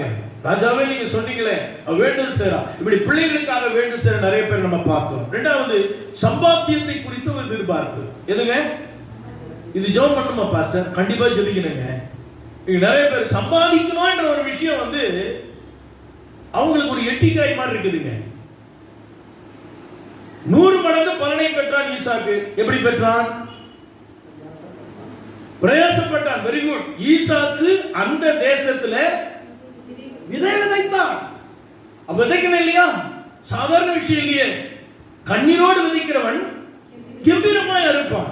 அப்ப தேவன் நமக்கு என்ன சொல்லி கொடுத்தார்? ஆதி முதல்ல என்ன சொல்லி கொடுத்தார்? வேலை செய்யாம சாப்பிடக்கூடாது, அவர்களை தோட்டத்தை பாதுகாக்கவும் பண்படுத்தும் அங்கு வைத்தாராம். ஆதாமி ஏவாளு. அப்போ நம்ம ஆண்டவர் என்ன சொல்றாருன்னா, நிர்பந்தத்தோடு நீங்க வாசித்து பாருங்க, உங்கள் தங்கள் சொந்த கையினாலே பிரயாசப்பட்டு நீங்கள் சாப்பிட கடவீர்கள் அப்படி எழுதுறாங்க. சங்கீதம் என்ன சொல்லுது? உன் கைகளில் பிரயாசத்தை கொண்டு சாப்பிடுவாய், அதனால் பாக்கி நன்மை உண்டாயிருக்கும் சொல்றாரு. அப்படின்னு சொன்னால் தேவ பிள்ளைகளை நம்முடைய பிரயாசத்திற்காக, நம்முடைய சம்பாத்தியத்திற்காக நாம் நிச்சயமாக நாம் தேவ சமூகத்தில் ஒரு எதிர்பார்ப்போடு வரணும். வேலை கிடைக்கலன்னு சொல்றாங்க. எப்படி கிடைக்கல? உன்னை படைத்த தேவன் ஒரு வாரம் கிடைக்கலன்னா, ஒரு மாசம் கிடைக்கலன்னா அப்புறம் கிடைக்காதா? நீ முயற்சி பண்ணணும், நீ ஜெபம் பண்ணணும், காரியங்களை வாய்க்க செய்கிறவர் கர்த்தர். அப்படி வாய்க்க செய்யாத ஒரு தெய்வத்தை நாம் ஆராதிக்கவில்லை. அப்போ ஒரு எதிர்பார்ப்பு நமக்கு இல்லை. நான் சொல்றது புரியுதுங்களா? நம்ம கிட்ட எல்லாத்துலயும் நம்ம சிறப்பா இருக்கலாம், ஆனா தேவனிடத்திலிருந்து நம்ம அதை எதிர்பார்க்கணும். எங்கிருந்து எதிர்பார்க்கணுங்க? தேவன் தான் காரியங்களை வாய்க்க செய்கிறவர். அல்லேலூயா. அப்ப காரியங்களை வாய்க்க செய்கிற தேவனிடத்துல ஒரு எதிர்பார்ப்போடு, ஆண்டவரே, சில பிள்ளைங்க படிச்சுட்டு இருக்கும்போதே வேலை கிடைச்சிடும். சில பிள்ளைங்க கொஞ்ச நாள் ஆன பிறகு அந்த வேலையை அவங்க தேடிப்பாங்க. சிலர் வந்து தேடவும் மாட்டாங்க, அதுக்கான முயற்சி எடுக்க மாட்டாங்க. கடைசி வரைக்கும் சம்பாத்தியம் இல்லை, கடைசி வரைக்கும் வேலை வாய்ப்பு இல்லை, வருமானம் இல்லை, அவர்கள் வறுமைக்குள்ளே தள்ளப்படுவார். நன்றாய் கவனிங்கள். நம்முடைய தேவன் சூழ்நிலைகளை மாற்றுகிறவர், நம்முடைய தேவன் சத்துருக்களை விளக்குகிறவர், நம்முடைய தேவன் வறண்ட பூமியிலே அந்த இடத்துல நீர் ஊற்றை உண்டு பண்ணுகிறவர், கற்பாறையிலிருந்து தண்ணீரை உண்டு பண்ணுகிறவர். நம்முடைய தேவன் சாதாரணமானவர் அல்ல, நம்முடைய தேவன் சர்வ வல்லவர். கரங்களை தட்டி கர்த்தரை மகிமைப்படுத்தலாமா? கேராரின் மக்கள் ஈசாக்கை கண்டு பயந்ததின் ரகசியம் என்ன தெரியுமா? விளையாத நிலத்திலே விளைய வைத்தான் அந்த ஈசாக்கு. ஈசாக்கின் சாமர்த்தியம் மட்டுமல்ல, ஈசாக்குடைய தெய்வ பக்தி. உங்களுக்கு தெரியும், ஈசாக்கு எப்பவுமே மெடிடேட் பண்ற ஒரு நல்ல தேவ மனுஷன். அதனாலே ஈசாக்கினுடைய பிரயாசத்தை ஆசீர்வதித்தார். நான் இதை குறித்து நான் திரும்ப திரும்ப பேசுறது எனக்கு பிடிக்கல. சம்பாத்தியத்தை குறித்த ஒரு எதிர்பார்ப்பு இருக்கணும். ஒரு வேலை போச்சா இன்னொரு வேலைக்கு ஜெபம் பண்ணணும். சிலருக்கு ஏன் சம்பாத்தியத்துல தொய்வு ஏற்படுதுன்னா சம்பாத்தியத்துல உண்மை இல்லை. என்ன இல்லைங்க? என்ன இல்லை? அது உண்மை கிடையாது. என்ன உண்மை இல்லை? தேவனுக்கு கொடுக்கறதுல உண்மை இல்லை, குடும்பத்துக்கு கொடுக்கறதுல சிலர் உண்மையா இருக்க மாட்டாங்க. அதை வஞ்சித்து வைப்பாங்க. குடும்ப காரியங்களை கவனிக்க மாட்டாங்க, நற்கிரியைகளை செய்ய மாட்டாங்க, 4 பேருக்கு தர்மம் செய்ய மாட்டாங்க. தேவனுடைய சமூகத்திலே உனக்கு உண்டான யாவற்றிலும் உன் விளைவின் முதற்பனையிலும் கர்த்தரை கனம் பண்ணுவாயாக. இந்த வசனம் எல்லாம் அவங்க எடுத்துக்க மாட்டாங்க. என்னடா இங்க வந்தா எப்ப பார்த்தாலும் காணிக்கை கேட்கறாங்க, இது வேற பிரசங்கம் பண்ணுவாங்க நமக்கு. அல்லேலூயா. கொடுத்தா கொடாட்டி போ. ஆனா வசனம் என்ன சொல்லுதுன்னா, தேவனை நீ கனம் பண்ணும்போது தேவன் உன்னை கனப்படுத்துகிறார். அப்போ இப்படித்தான் நம்முடைய வாழ்க்கையினுடைய பொருளாதார ஆசீர்வாதத்தை பெற்றுக்கொள்வதற்கு, நம்முடைய கைகளின் பிரயாசத்தை ஆசீர்வாதம் பெற்றுக்கொள்வதற்கு நாம் இப்படிதான் முயற்சிக்கணும். ஒரு வேலையை துவங்கினா நீங்க ஜெபித்து தான் துவங்கணும். அல்லேலூயா. அது பைபிள் அழகா சொல்லுது. எபேசியர்ல சொல்றார், பிலிப்பியர்ல சொல்றார். தொடர்ந்து அந்த புத்தகங்களை நீங்கள் வாசித்து பாருங்கள். நாம் எதை செய்தாலும் அதை யார் செய்யக்கூடாதா? மனுஷருக்கென்று செய்யாமல் கர்த்தருக்கென்று செய்யணுமா, மனப்பூர்வமா செய்யணுமா. அப்ப நாம் செய்யும் போதெல்லாம் உன் கை செய்யும் வேலையெல்லாம் ஆசீர்வதிக்கப்பட்டிருக்கும். உபாகம் 28:8 சொல்றாரு, நீ கையிட்டு செய்கிற காரியங்களை நான் உனக்கு ஆசீர்வாதத்தை கட்டளிடுவேன். ஒருவேளை மீன் பிடிக்கிறியா, வலையை வீசும்போது ஜெபம் பண்ணு. ஒருவேளை சின்ன வியாபாரம் பண்றியா, அந்த வியாபாரம் ஆரம்பித்துக்கு முன்னாடி ஜெபம் பண்ணு. அதுல கிடைக்கிற ஒரு சின்ன காணிக்க நீ பெருசா கொடுக்க வேண்டாம், அவர் பங்கை கர்த்தருக்கு நீ கொண்டு வந்து கொடுக்க வேண்டும். நீ அதை செஞ்சு பாருங்க. உங்களுடைய ஒவ்வொரு கைகளின் பிரயாசத்தையும் தேவ சமூகத்துல கொண்டு வரும்போது, இந்த ஜாப் போயிட்டு அடுத்த ஜாப் வரும். உனக்கு இருக்கிற ஜாப்ல கர்த்தர் ஒரு மேன்மை கொடுப்பார், ஒரு உயர்வை கொடுப்பார், பெருக்கத்தை கொடுப்பார். அப்போ ஒரு எதிர்பார்ப்போடு தேவ சமூகத்துல வரணும். எப்படி வரணுங்க? இப்படி சம்பாத்தியத்தை குறித்த ஒரு எதிர்பார்ப்பு. ஏன்னா தேவன் வழியா தான் அது வரும். தேவன் விரும்புகிற வண்ணமாய் வாழ்ந்தால் தான் அதை அவர் தருவார். உங்களுக்கு புரியுதுங்களா? வாத்தியார் தான் மார்க் போடுவாரு, சும்மா போட்டு வரா. டீச்சர் இருக்கிறாங்க, மார்க் போடுவீங்களா? சும்மா வா, பையன் நல்லா அழகா இருக்கிறான், மார்க் போட்டுறீங்களா? இவங்க அப்பா அம்மா எனக்கு ரொம்ப பழக்கம், மார்க் போட்டுறீங்களா? அப்படி போட்டீங்கன்னா நீங்க நல்ல டீச்சரே கிடையாது. எதை வைத்து மார்க் போடுறீங்க? நம்ம படிக்கிறோம், அருமையா எழுதியிருக்கிறோம், அப்படி நீங்க கொடுங்க. நீங்க நற்கிரியை செய்யுங்க. வாழ்வு காலத்துல நீங்க மற்றவங்களுக்கு நன்மை செய்யுங்க. இதெல்லாம் நீங்க செய்யும் போதுதான் இதெல்லாம் ஆண்டவர் கவுண்டிங்ல வச்சிருப்பாரு. ஒன்றையும் கர்த்தர் மறக்கிறவர்களை நீ ஏழைக்கு கொடுத்தா அவர் சொல்றாரு, நீ நான் உனக்கு கடங்காரப்பா, நீ இந்த ஏழை கொடுத்து நான் உனக்கு திருப்பி தரப்பாடுன்ற. அல்லேலூயா. அப்ப பாருங்க, இப்படி நாம் செயல்படும் போதுதான் தேவன் செயல்பட ஆரம்பிப்பார். தேவனுடைய கரம் உன்னை ஆசீர்வதிக்க வேண்டுமானால் உன்னுடைய கரம் நீட்டப்பட வேண்டும். இதுதான் சத்தியம் நமக்கு சொல்லிக் கொடுக்கிற மேலான காரியங்கள். அருமையான தேவஜனம், அடுத்த விஷயத்துக்கு போறேன். மூன்றாவதாக, சமாதானத்தை சந்தோஷத்தை நம்ம எதிர்பார்க்கணும். ஆண்டவர் சமூகத்துக்கு வந்தா எதை எதிர்பார்க்கணுங்க? வேற எதையும் எதிர்பார்க்காதீங்கம்மா, வேற எதையும் எதிர்பார்க்காதீங்க ஐயா. உலகத்துல கிடைக்க கூடாத பொக்கிஷம் இதுதான். அல்லேலூயா. சமாதானத்தை உங்களுக்கு வைத்து போகிறேன் என்று சொன்ன ஒரே தெய்வம் இயேசு கிறிஸ்து தான். அவர் சமாதானக்காரனர், அவர் சமாதான பிரபு. அவர் பிறந்தபோது சமாதானம் பூமிக்கு வந்தது என்று எழுதப்பட்டிருக்கிறது. ஆகவே அவர் சொல்கிறார், உங்கள் துக்கத்தை நான் சந்தோஷமாய் மாற்றுவேன். சந்தோஷம், சமாதானத்தை நீங்க தேவ சமூகத்துல தான் பெற முடியும், வேற எந்த கடையிலும் போய் பெற முடியாது. ஐயா ஒரு 1 கிலோ சமாதானம் கொடுங்கன்னு கேட்டா தருவாங்களா? ஏன்னா கடையில விற்குதா? எந்த கடையிலும் கிடையாது. குடிகாரங்களை போய் கேட்டு பாருங்க, ஏன் குடிக்கிறேன்னு கேட்டு பாருங்க. அவங்க சொல்றாங்க, நிம்மதிக்கு. அவர் நிம்மதியா இருப்பாரு. அந்த நைட்டு ஃபுல்லா நடந்த ரகலை இருக்குது.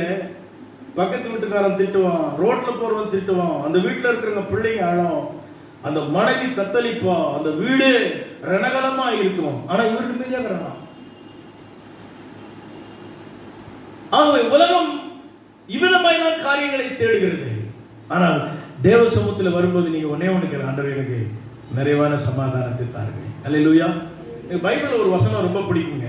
அந்த வசனம் என்னன்னா, நீங்கள் அமைதல் உள்ள ஜீவனம் பண்ணி அப்படின்னு ஒரு வார்த்தை சொல்லுது. என்ன ஜீவியங்க? ரொம்ப ஆர்ப்பாட்டெல்லாம் பண்ண வேண்டாங்க. சிம்பிளா, அமைதியா, பிளசண்டா, யாருக்குமே உபத்திரம் இல்லாதபடி ஒரு வாழ்க்கை செய்யறோம் பாருங்க, அதாங்க நீதிமான். அல்லேலூயா. அந்த வாழ்க்கை தான் அமெரிக்கை என்று சொல்லப்படுகிறது. இன்னொரு வார்த்தை அதை எப்படி சொல்றாங்க? அமெரிக்கையும் நம்பிக்கையுமாய் இருங்கள். அப்ப தேவன் ஆசா என்ற ராஜாவின் நாட்கள்ல தேசம் முழுதும் என்ன எப்படி இருந்தா? தேசம் அமெரிக்கையா இருந்துச்சாம். எங்கும் தேவன் எதை கட்டளையிட்டாராம்? சமாதானத்தை கட்டளையிட்டாராம். யுத்தமே இல்லை, சத்துருக்களோடு சமாதானமாயிட்டார். எந்த பிரச்சனைகளும் கிடையாது, யாரும் சத்துருக்களா வரல. பாருங்க, இப்படிப்பட்ட ஒரு வாழ்க்கை செய்வதற்கு நீங்க எங்கேயும் போய் கத்துக்க முடியாதுங்க. பைபிள் தான் சொல்லி கொடுக்குது. நான் நிறைய நேரங்கள் சொல்லுவேன், நிறைய பேருடைய கேரக்டர் மாறாது, மற்றதெல்லாம் கரெக்டா இருக்கும். சர்ச்சுக்கு வருவாங்க, பாட்டு பாடுவாங்க, ஜெபம் பண்ணுவாங்க, ஜெபம்லாம் பயங்கரமா இந்தியாவை வளைக்கிறேன்னு சொல்லுவாங்க, பாகிஸ்தானை உடைக்கிறேன்னு சொல்லுவாங்க. அதெல்லாம் ஒன்றும் நடக்காது. நம்ம கேரக்டர்ல மாற்றம் வரணும். உள்ளான கட்டமைப்பு என்ன செய்யணுங்க? மாறணும். இந்த மாற்றம் தான் வெளிப்பிரகாரமான அற்புதங்களை என்ன செய்யுங்க? கொண்டு வரும். அல்லேலூயா. நான் நான் நான் ரட்சிக்கப்பட்ட புதிலே எனக்கு ஒரு மலையாள ஒரு பிரசங்கியார் ஒருத்தர் இருந்தார். அவருடைய செய்தியை கேட்டு அவரிடத்தில் நான் கொஞ்ச நேரம் பேசிட்டு இருந்தேன். அவர் கொடுத்த செய்தி என்ன தெரியுங்களா? உன்னுடைய கண்களில் இருந்தும், உன்னுடைய தொடுதலில் இருந்தும், உன்னுடைய வார்த்தையில் இருந்தும் வல்லமை வெளிப்படும் பேசினார். எதுல இருந்து வெளிப்படுமா? நீ பார்க்கும் போதே வல்லமை அதுல இருந்து வெளிப்படுன்றார். நீ தொடும் போது வல்லமை வெளிப்படும் சொல்றார். நீ கால் வைக்கிற இடத்துல இந்த வல்லமை வெளிப்படும் சொல்றார். உன் தேவன் அப்படிப்பட்டவர் சொல்றார். ஆனால் அதற்கேற்ற வண்ணமாய் நீ இருக்க வேண்டும் சொன்னார். அல்லேலூயா. அவ்வளவு பரிசுத்தம் நமக்கு வேணும், அவ்வளவு அர்ப்பணிப்பு நமக்கு வேணும். தேவனுடைய ஆளுமை நமக்குள்ள வந்தாதான் அப்படிப்பட்ட செயல்கள் நடக்கும். அல்லேலூயா. இன்னைக்கு நம்மை பார்க்கிறவர்கள் கிறிஸ்துவை பார்க்க முடியவில்லை, அல்லது கிறிஸ்துடைய மகத்துவத்தை பார்க்க முடியும், வல்லமையை பார்க்க முடியவில்லை, ஆசீர்வாதத்தை அவர்கள் பார்க்க முடியவில்லை. ஏன்? நாம் பல காரியங்களை நமக்குள்ள அனுமதித்து விடுகிறோம். ஆனால் தேவனுடைய நிறைவு நமக்குள்ள இருக்குமானால் நம்முடைய வாழ்க்கை காண்கிற மக்கள் அநேக காரியங்களை இயேசு கிறிஸ்துவை அதில் கண்டுகொள்ள முடியும். ஆகவே நான் மூன்றாவதாக சொன்னேன், சந்தோஷத்தை சமாதானத்தை நாம் அடைந்திருக்க வேண்டும். அல்லேலூயா. ஒரு கிராமத்தில் ஒரு பாஸ்டர் போய் பாட்டு பாடினாராம். பாட்டு பாடி ட்ரம் அடிச்சு பாட்டு பாடினாராம். அந்த கிராமத்தில் சந்தோஷம் பொங்குதே, சந்தோஷம் பொங்குதே. ஒரு ஆள் வந்தான், யோ நாங்க சந்தோஷமா தான் இருக்கிறோம், நீ என்ன அங்க வந்து பாட்டு பாடிட்டு இருக்கிற? அப்போ ஒரு கடை, ஐயா சந்தோஷம் இயேசுதான் தரணும். இந்த இயேசு ஏத்துக்கிற ஆளுங்களை வந்து பாரு, சந்தோஷமா இருக்கிறாங்களா, சமாதானமா இருக்கிறாங்களா, நீ அவங்களுக்கு போய் காரணம் சொல்லி அவன் ஒரு லிஸ்ட் எடுத்து கொடுத்தானா. பாருங்க எவ்வளவு ஒரு வேதனையான காரியம். பாருங்க, இப்படிப்பட்ட காரியங்களை நாம் தேவனிடத்திலிருந்து பெற்றுக்கொள்ளாமல் அதை தவறி விடுகிறோம். சமாதானத்தை இழந்து, சந்தோஷத்தை இழந்து ஒரு வேதனையான ஒரு நிலைமையில தள்ளப்படுகிறோம். நான் அதிகமாய் பேசுவதற்கு சமையல் வேகமாய் போறேன். அடுத்த குறிப்பு இதுல நாம் சௌக்கியம் என்னங்க? ஆமா, இந்த வார்த்தைகள்லாம் ஒரே வார்த்தையா வரும். சொல்லுங்க. சந்ததி, சம்பாத்தியம், சமாதானம், சௌக்கியம்.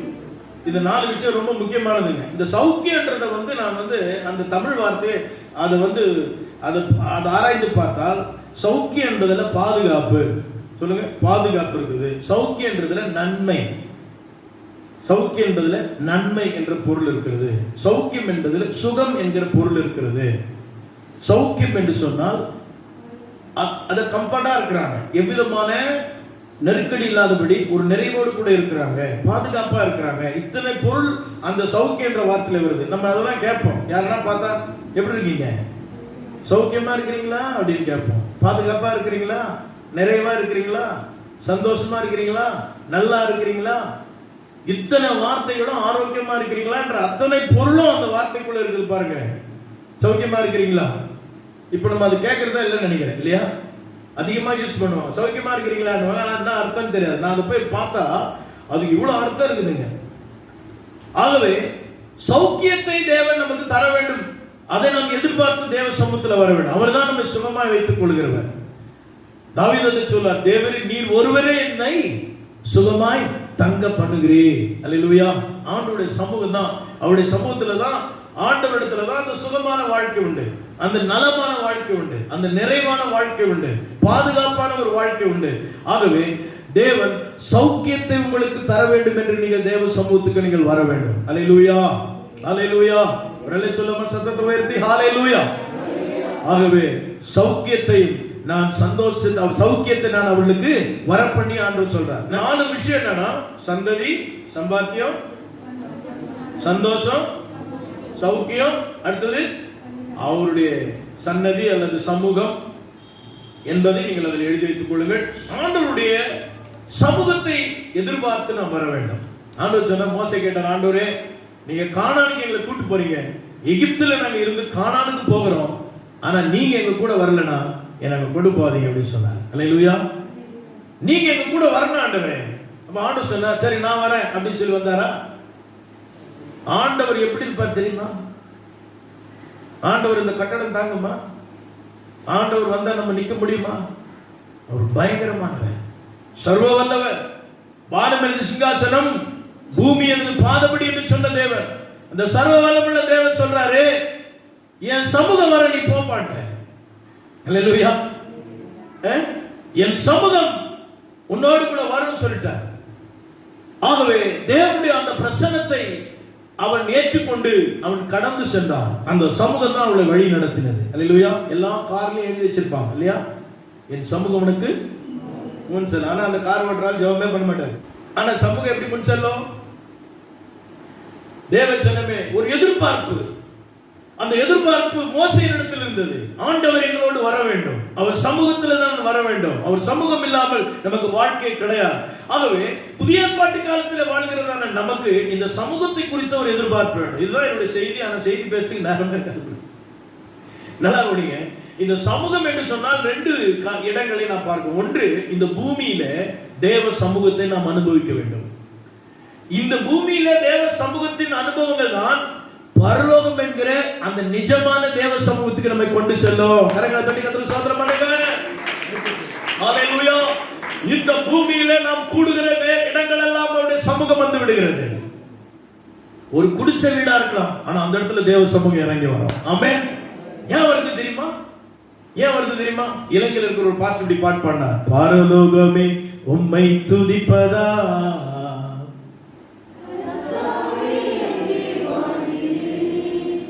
ஆலயத்தில் உம்மை துதிக்கிறோம், கர்த்தாவே எழுந்தருளும், துதிக்கிறோம் துதிக்கிறோம், ஒன்றாக பாடி துதிக்கிறோம், ஹalleluya துதிக்கிறோம், ஆமென் துதிக்கிறோம், glory, ஒன்றாக பாடி துதிக்கிறோம்.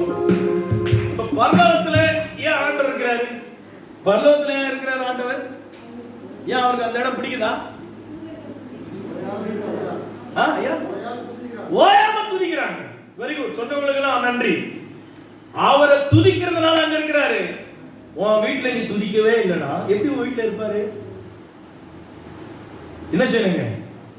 அவரை துதிச்சுக்கிட்டே இருக்கணுங்க. எங்க துதிக்கிறோமோ அவர் அங்க வந்துருவாருங்க. அவர் வந்துட்டாருன்னா அவருடைய பிரசன்னம் அங்க இருக்கிறது. தாவீது அதை சொல்கிறார், உங்களுடைய ஆலயத்திலே நான் பெரிய பெரிய டியூப் லைட்டை பார்த்தேன். அப்படியா? என்ன பார்த்தாருங்க? உங்க ஆலயத்திலே பிரசங்கியாரை பார்த்தேன். என்ன பார்த்தாரா? உங்களுடைய வல்லமையும் முது மகிமையும் நான் அங்கே கண்டேன். கைகளை தட்டி கர்த்தரை மகிமைப்படுத்துங்க. அப்ப தேவ பிரசன்னம் எங்கெல்லாம் வருதோ, எங்கெல்லாம் நம்ம அவரை துதிக்கிறோமோ தொழுகிறோமோ அங்கெல்லாம் அவர் வருகிறார். அவருடைய பிரசன்னம் அங்கே வந்து விடுகிறது. அவருடைய பிரசன்னம் என்று சொன்னால் என்ன? அவருடைய பிரசன்னம் என்று சொன்னால் என்ன? அவருடைய வல்லமை என்று சொன்னால் என்ன? அவருடைய மகிமை என்று சொன்னால் என்ன? நீங்கள் ஆராய்ந்து பார்த்தால் வேதம் மிக அழகாய் சொல்லிக் கொடுக்கிறது நமக்கு. அருமையான தேவனுடைய ஜனமே, ரெண்டு அனுபவத்தை ஆண்டவர் சமூகத்தில் கிடைக்கிறது தாவீது சொல்றார். ஒன்று வல்லமை. வல்லமை நம்முடைய சரீரத்தில் சுகத்தை கொண்டு வரும், வாழ்க்கையிலே மாற்றத்தை கொண்டு வரும், நம்முடைய சத்துருக்களை நம்மை விட்டு விலக்கும். மகிமை நம்மை அடுத்த நிலைக்கு கொண்டு போகும். அல்லேலூயா. உள்ளான மாற்றங்களை ஏற்படுத்தும். உன்னதத்தின் அனுபவங்களை காட்சியாகவோ தொடுதலாகவோ உணர்தலாகவோ நமக்குள்ள கொண்டு வரும். இது மகிமையின் அனுபவம். அல்லேலூயா. அப்ப வல்லமையின் அனுபவம் நம்முடைய வாழ்க்கையில மாற்றங்களை கொண்டு வரும். இந்த வல்லமையும் மகிமை நீங்க எங்க பார்க்க முடியும்னா கர்த்தர் சமூகத்துல தான் பார்க்க முடியும். அல்லேலூயா. நீங்க நூதனமான உபதேசம், நான் வீட்டில இருந்து ஜெபம் பண்ணாலும் தரிசனம் கொடுக்கிறார், ஆண்டவர் பேசுகிறார், என்னையும் நடத்துகிறார், என் ஜெபத்தை கேட்கிறார், என் ஜெபத்தை கேட்கிறார், எனக்கு அருள்கிறார். அங்கே வீட்டில் இருக்கக்கூடாது. ஆண்டவர் வந்து ஆசரிப்பு கூடாரம், தேவாலயம் இப்படியெல்லாம் ஒழுங்குமுறைப்படுத்தியிருக்கிறார். நீங்கள் கூடி வர வேண்டும், கூடும்பொழுதுதான் நாங்கள் வருவேன் சொல்லியிருக்கிறாரு. இப்படி நீங்கள் கடைசி வரைக்கும் இந்த மாதிரியை நீங்க விட்டுவிடக் கூடாது என்று சொல்லி பரலோகத்தின் மாதிரி இந்த பூமியிலேயும் அந்த ஆசரிப்பு கூடாரத்தின் மாதிரியை சொல்லும்போது கூட ஆண்டு சொன்னாரு, பரலோகத்தில் இருக்கிற மாதிரி தான் நீ ஆசரிப்பு கூடாரத்தை அமைக்கணும். அதே மாதிரி தான் சாலமோன் தேவாலயத்தை கட்டினார். அதே மாதிரி தான் அருமையான தேவனுடைய பிள்ளைகளே, அந்த மாதிரி தான் கிறிஸ்து இயேசுவின் மூலமாக நமக்குள்ளே அவர் வாசம் பண்ணுகிறவராய் வந்திருக்கிறார். நாம் எல்லாரும் கூடி வரும்போதெல்லாம் அவர் நம் நடுவே அவருடைய வல்லமையும் வல்லமையும் அவருடைய மகிமை அவர் விளங்கப்படுகிறார். அல்லேலூயா. ரைட். இந்த வல்லமை எப்படி வருது அப்படின்னு பார்த்தா இந்த பிரசன்ஸ் நான் சொல்றேன் இல்லையா. இப்போ நம்ம வந்து நம்ம நாட்டினுடைய தமிழகத்துடைய சிஎம் சிதறகப்பட்டினம் வராருன்னு வச்சுங்களேன். முதல்ல யார் வருவா? கலெக்டர் வருவார். முதலாவது இந்த இடத்துல என்ன பண்ணுவாங்க? ஆமா, ஆய்வு செய்வாங்க. இந்த லோக்கல் இருக்கிற காவல்துறை எல்லாம் நடுங்கி ஓடி வருவாங்க. அதுக்கப்புறம் என்ன செய்வார்? தாலுக்காவில் இருக்கிற தாலுக்கா தாசில்தார், ஆர்டிஓ இவங்கெல்லாம் வருவாங்க. எல்லா அதிகாரிகளும் வருவாங்க. ரெண்டாவது சிஎம் வர்றதுனால மினிஸ்டர் வேற வருவாங்க. தடபடலா வேலை நடக்கும். செட்ராஸ் ஒரு நாள் ப்ளீச்சிங் பவுடரே பார்த்திருக்காது. எங்க பார்த்தாலும் ப்ளீச்சிங் பவுடர். தடுப்புகளை வச்சிருப்பாங்க. ஓடாத ஃபேன் ஓடும், எரியாத லைட் எரியும். பொத்தலான ரோடெல்லாம் என்ன செய்யுங்க? தார் போட்டுருவாங்க. பாருங்க, ஒரு நபர் வர்றதுக்கு முன்னாடியே வேலை நடக்குது பாருங்க. அதுக்கு பேர் தான் பிரசன்னம். அல்லேலூயா. அதுதான் சமூகம். அதுக்கப்புறம் ஒரு பரிவாரம் வந்து இறங்கும். வேணா வந்து இறங்குவாங்க. யாருங்க? யூனிஃபார்ம் போட்டவங்க வந்து இறங்குவாங்க. Price the Lord. அப்போ இதெல்லாம் அந்த ஒரு நபருக்கு இருக்கிற பவர். கரங்களை தட்டி கர்த்தரை ஸ்தோத்திரம் பண்ணலாமா? அந்த ஒரு நபருக்கு இருக்கிற அதிகாரம், அந்த ஒரு நபருக்கு இருக்கிறதான எல்லா விதமான அந்த சர்வ மகிமை, அவருக்கு இருக்கிற அந்த ஆனர், அதுதாங்க. அவருக்கு இருக்கிற அந்த பொசிஷன்ல இருக்கிறாரே, அவருக்கு இருக்கிற அந்த பவர் தான். இத்தனை காரியமும் முன்னாடியே வந்துடும். அப்படித்தான் தேவன் வரல, தேவகுமாரன் இந்த பூமிக்கு வந்து போயிட்டாரு. ஆனா சமூகம் இங்க இருக்கிறது. அல்லேலூயா. அவருடைய பரிவாரம் இங்க இருக்கிறது, அவருடைய அதிகாரம் இங்க இருக்கிறது, அவருடைய ஆளுமை இங்க இருக்கிறது. அவர் சொல்லின் வார்த்தை கட்டளைக்கு பணிவிடை செய்கிற ஆவிகள் இங்க இருக்கிறது. நான் ஒரு முறை தூதர்களை பற்றி படிச்சேன். தூதர்கள் வகை உண்டு, தூதருடைய செயல் என்ன அப்படி படிக்கும் போதுதான் சங்கீதத்தில் ஒரு வசனம் சொல்லுது, தேவன் தம்முடைய தூதர்களை டேஸ் ஆகும், தம்முடைய ஊழியக்காரர்களை டேஸ் ஆக வைத்திருக்கிறார். ஓ, டேஸா வச்சுக்கிறார் பொழுது ஊழியக்காரங்க அப்படின்னு நினைச்சு சொல்லுங்க. தம்முடைய தூதர்களை காற்றுகளாகவும் நம்முடைய ஊழியக்காரர்களை அக்கினி ஜுவாலையாகவும் பயன்படுத்துகிறாராம். அல்லேலூயா. நல்லா கவனிங்க. இங்க ஊழியக்காரர் என்று சொல்வது புதிய ஏற்பாட்டு காலத்துல இந்த மாதிரி பாஸ்டருக்கு மட்டும் கிடையாது, நீங்களும் ஊழியக்காரங்க தான் இல்லையா? நம்ம அந்த ஆசாரியர் இடத்துக்கு கூப்பிடுறார். சாதாரண மனிதர்களாகிய நம்மையும் என்னவோ பயன்படுத்துவாராம், அக்கினியா பயன்படுத்துவார். ஊழியக்காரர்கள் அக்கினியா பயன்படுத்துவார். இதுல நான் சொல்ல வர விஷயம்னா, தூதர்களை என்னவா பயன்படுத்துறாராம்? காற்றுகளாக. மேல் வீட்டார்கள் அவர் கூடி ஜெபித்த போது அந்த மேல் வீட்டார்கள் ஒன்று வந்தது. என்ன வந்ததுங்க? பலத்த காற்று அடிக்கிற முழக்கம் போல் ஒரு முழக்கம் உண்டாகி. கைகளை தட்டி கர்த்தரை ஸ்தோத்திரம் பண்ணுங்க. அப்ப தேவனுடைய பிரசன்னம், தேவனுடைய சேனை, தேவ தூதர்களுடைய சேனை அங்கு இறங்கி வருகிறது. எனக்கு நல்ல ஞாபகம் இருக்குது. சின்ன வயசுல இருந்தே ஒரு பொதுக்கூட்டம் என்று சொன்னால் அந்த பொதுக்கூட்டத்தினுடைய முடிவில் ஆல்டர் கால் கொடுப்பாங்க. அவங்களுக்கு ஹீலிங்காக பிரேயர் பண்ணுவாங்க. அப்படி பிரேயர் பண்ணும் போதெல்லாம் வெறும் பிரேயர் பண்ண மாட்டாங்க, ஒரு பாட்டு பாடுவாங்க. வல்லமை உண்டு உண்டு அற்புத வல்லமை இயேசுவே இயேசுவின் இரத்தத்தால் பாடுங்க. வல்லமை உண்டு உண்டு அற்புத வல்லமை ஆட்டுக்குட்டியின் இரத்தத்தினால். இந்த பாட்டு பாடுனதும் எங்க இருக்கிற பேயல் அங்கே இருக்குங்க கூட்டம், அதுல இருந்து எல்லாம் ஆட ஆரம்பிச்சிடும், எல்லாம் ஓட ஆரம்பிச்சிடும், நோய்கள் குணமாயிடும், அற்புதங்கள் தானா நடக்க ஆரம்பிச்சிடும். அப்போ அந்த பாட்டுல என்ன வல்லமை இருக்குன்னா, அந்த வல்லமை என்ற வார்த்தைக்கு அர்த்தமே தேவ தூதர்கள் இறங்கி வருவாங்க. எங்களை தட்டி கர்த்தரை ஸ்தோத்திரம் பண்ணலாமா? தேவ தூதர்கள் இறங்கி வருவாங்க. நீங்க ஆராதிக்கும் போதெல்லாம் தேவ வல்லமை இங்க வரும் இல்லையா? அந்த பிரசன்னம் வரும்போதெல்லாம் தேவ தூதர்கள் இங்க வந்துருவாங்க. தேவ தூதர்கள் வந்து என்ன பண்ணுவாங்க? பரிசுத்த தூதர்களாகிய அவர்கள் அசுத்த தூதர்களை, தீமையான ஆவிகளை, நமக்கு எதிராக கிரியை செய்கிற கிரியைகளை, நம்முடைய எதிராளிகளை அவர்கள் நிர்மூலமாக்குவாங்க. அதுதான் தேவ வல்லமை. உனக்கு ஒரு கால்வலியை உண்டு பண்ணுகிற ஒரு கட்டு இருக்கிறது.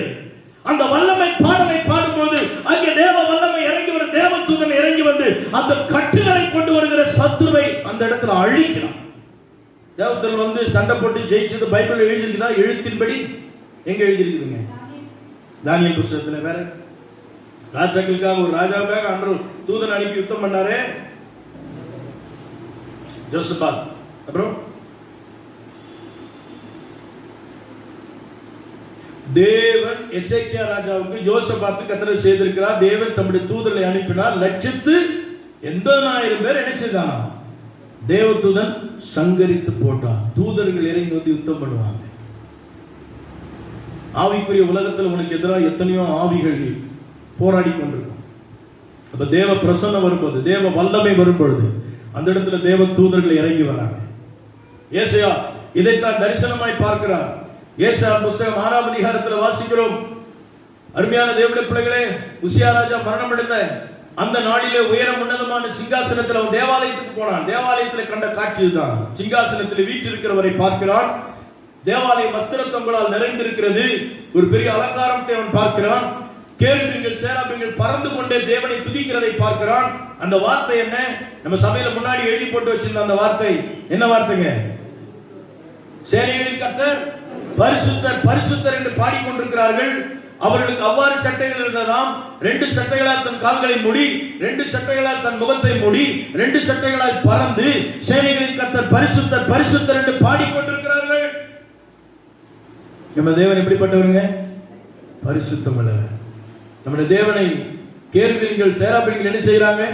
துதித்துக் கொண்டே இருக்கிறாங்க. அதாங்க தேவ பிரசன்னம். அந்த இடத்துல பாவத்துக்கு இடம் இல்லை, சத்துருக்கு இடம் இல்லை, சூனியத்துக்கு இடம் இல்லை, தீய செயல்களுக்கு இடம் இல்லை. அதை சுட்டரிக்கிற வல்லமை தேவ தூதர்கள் கையில் கொடுக்கப்பட்டிருக்கிறது. உங்களுக்குரிய தூதன் உங்கள் வாழ்க்கையில குறுக்கிடுகிற எல்லா சத்துருக்களை அவர் விலக்கி போடுவார். ஆமென்.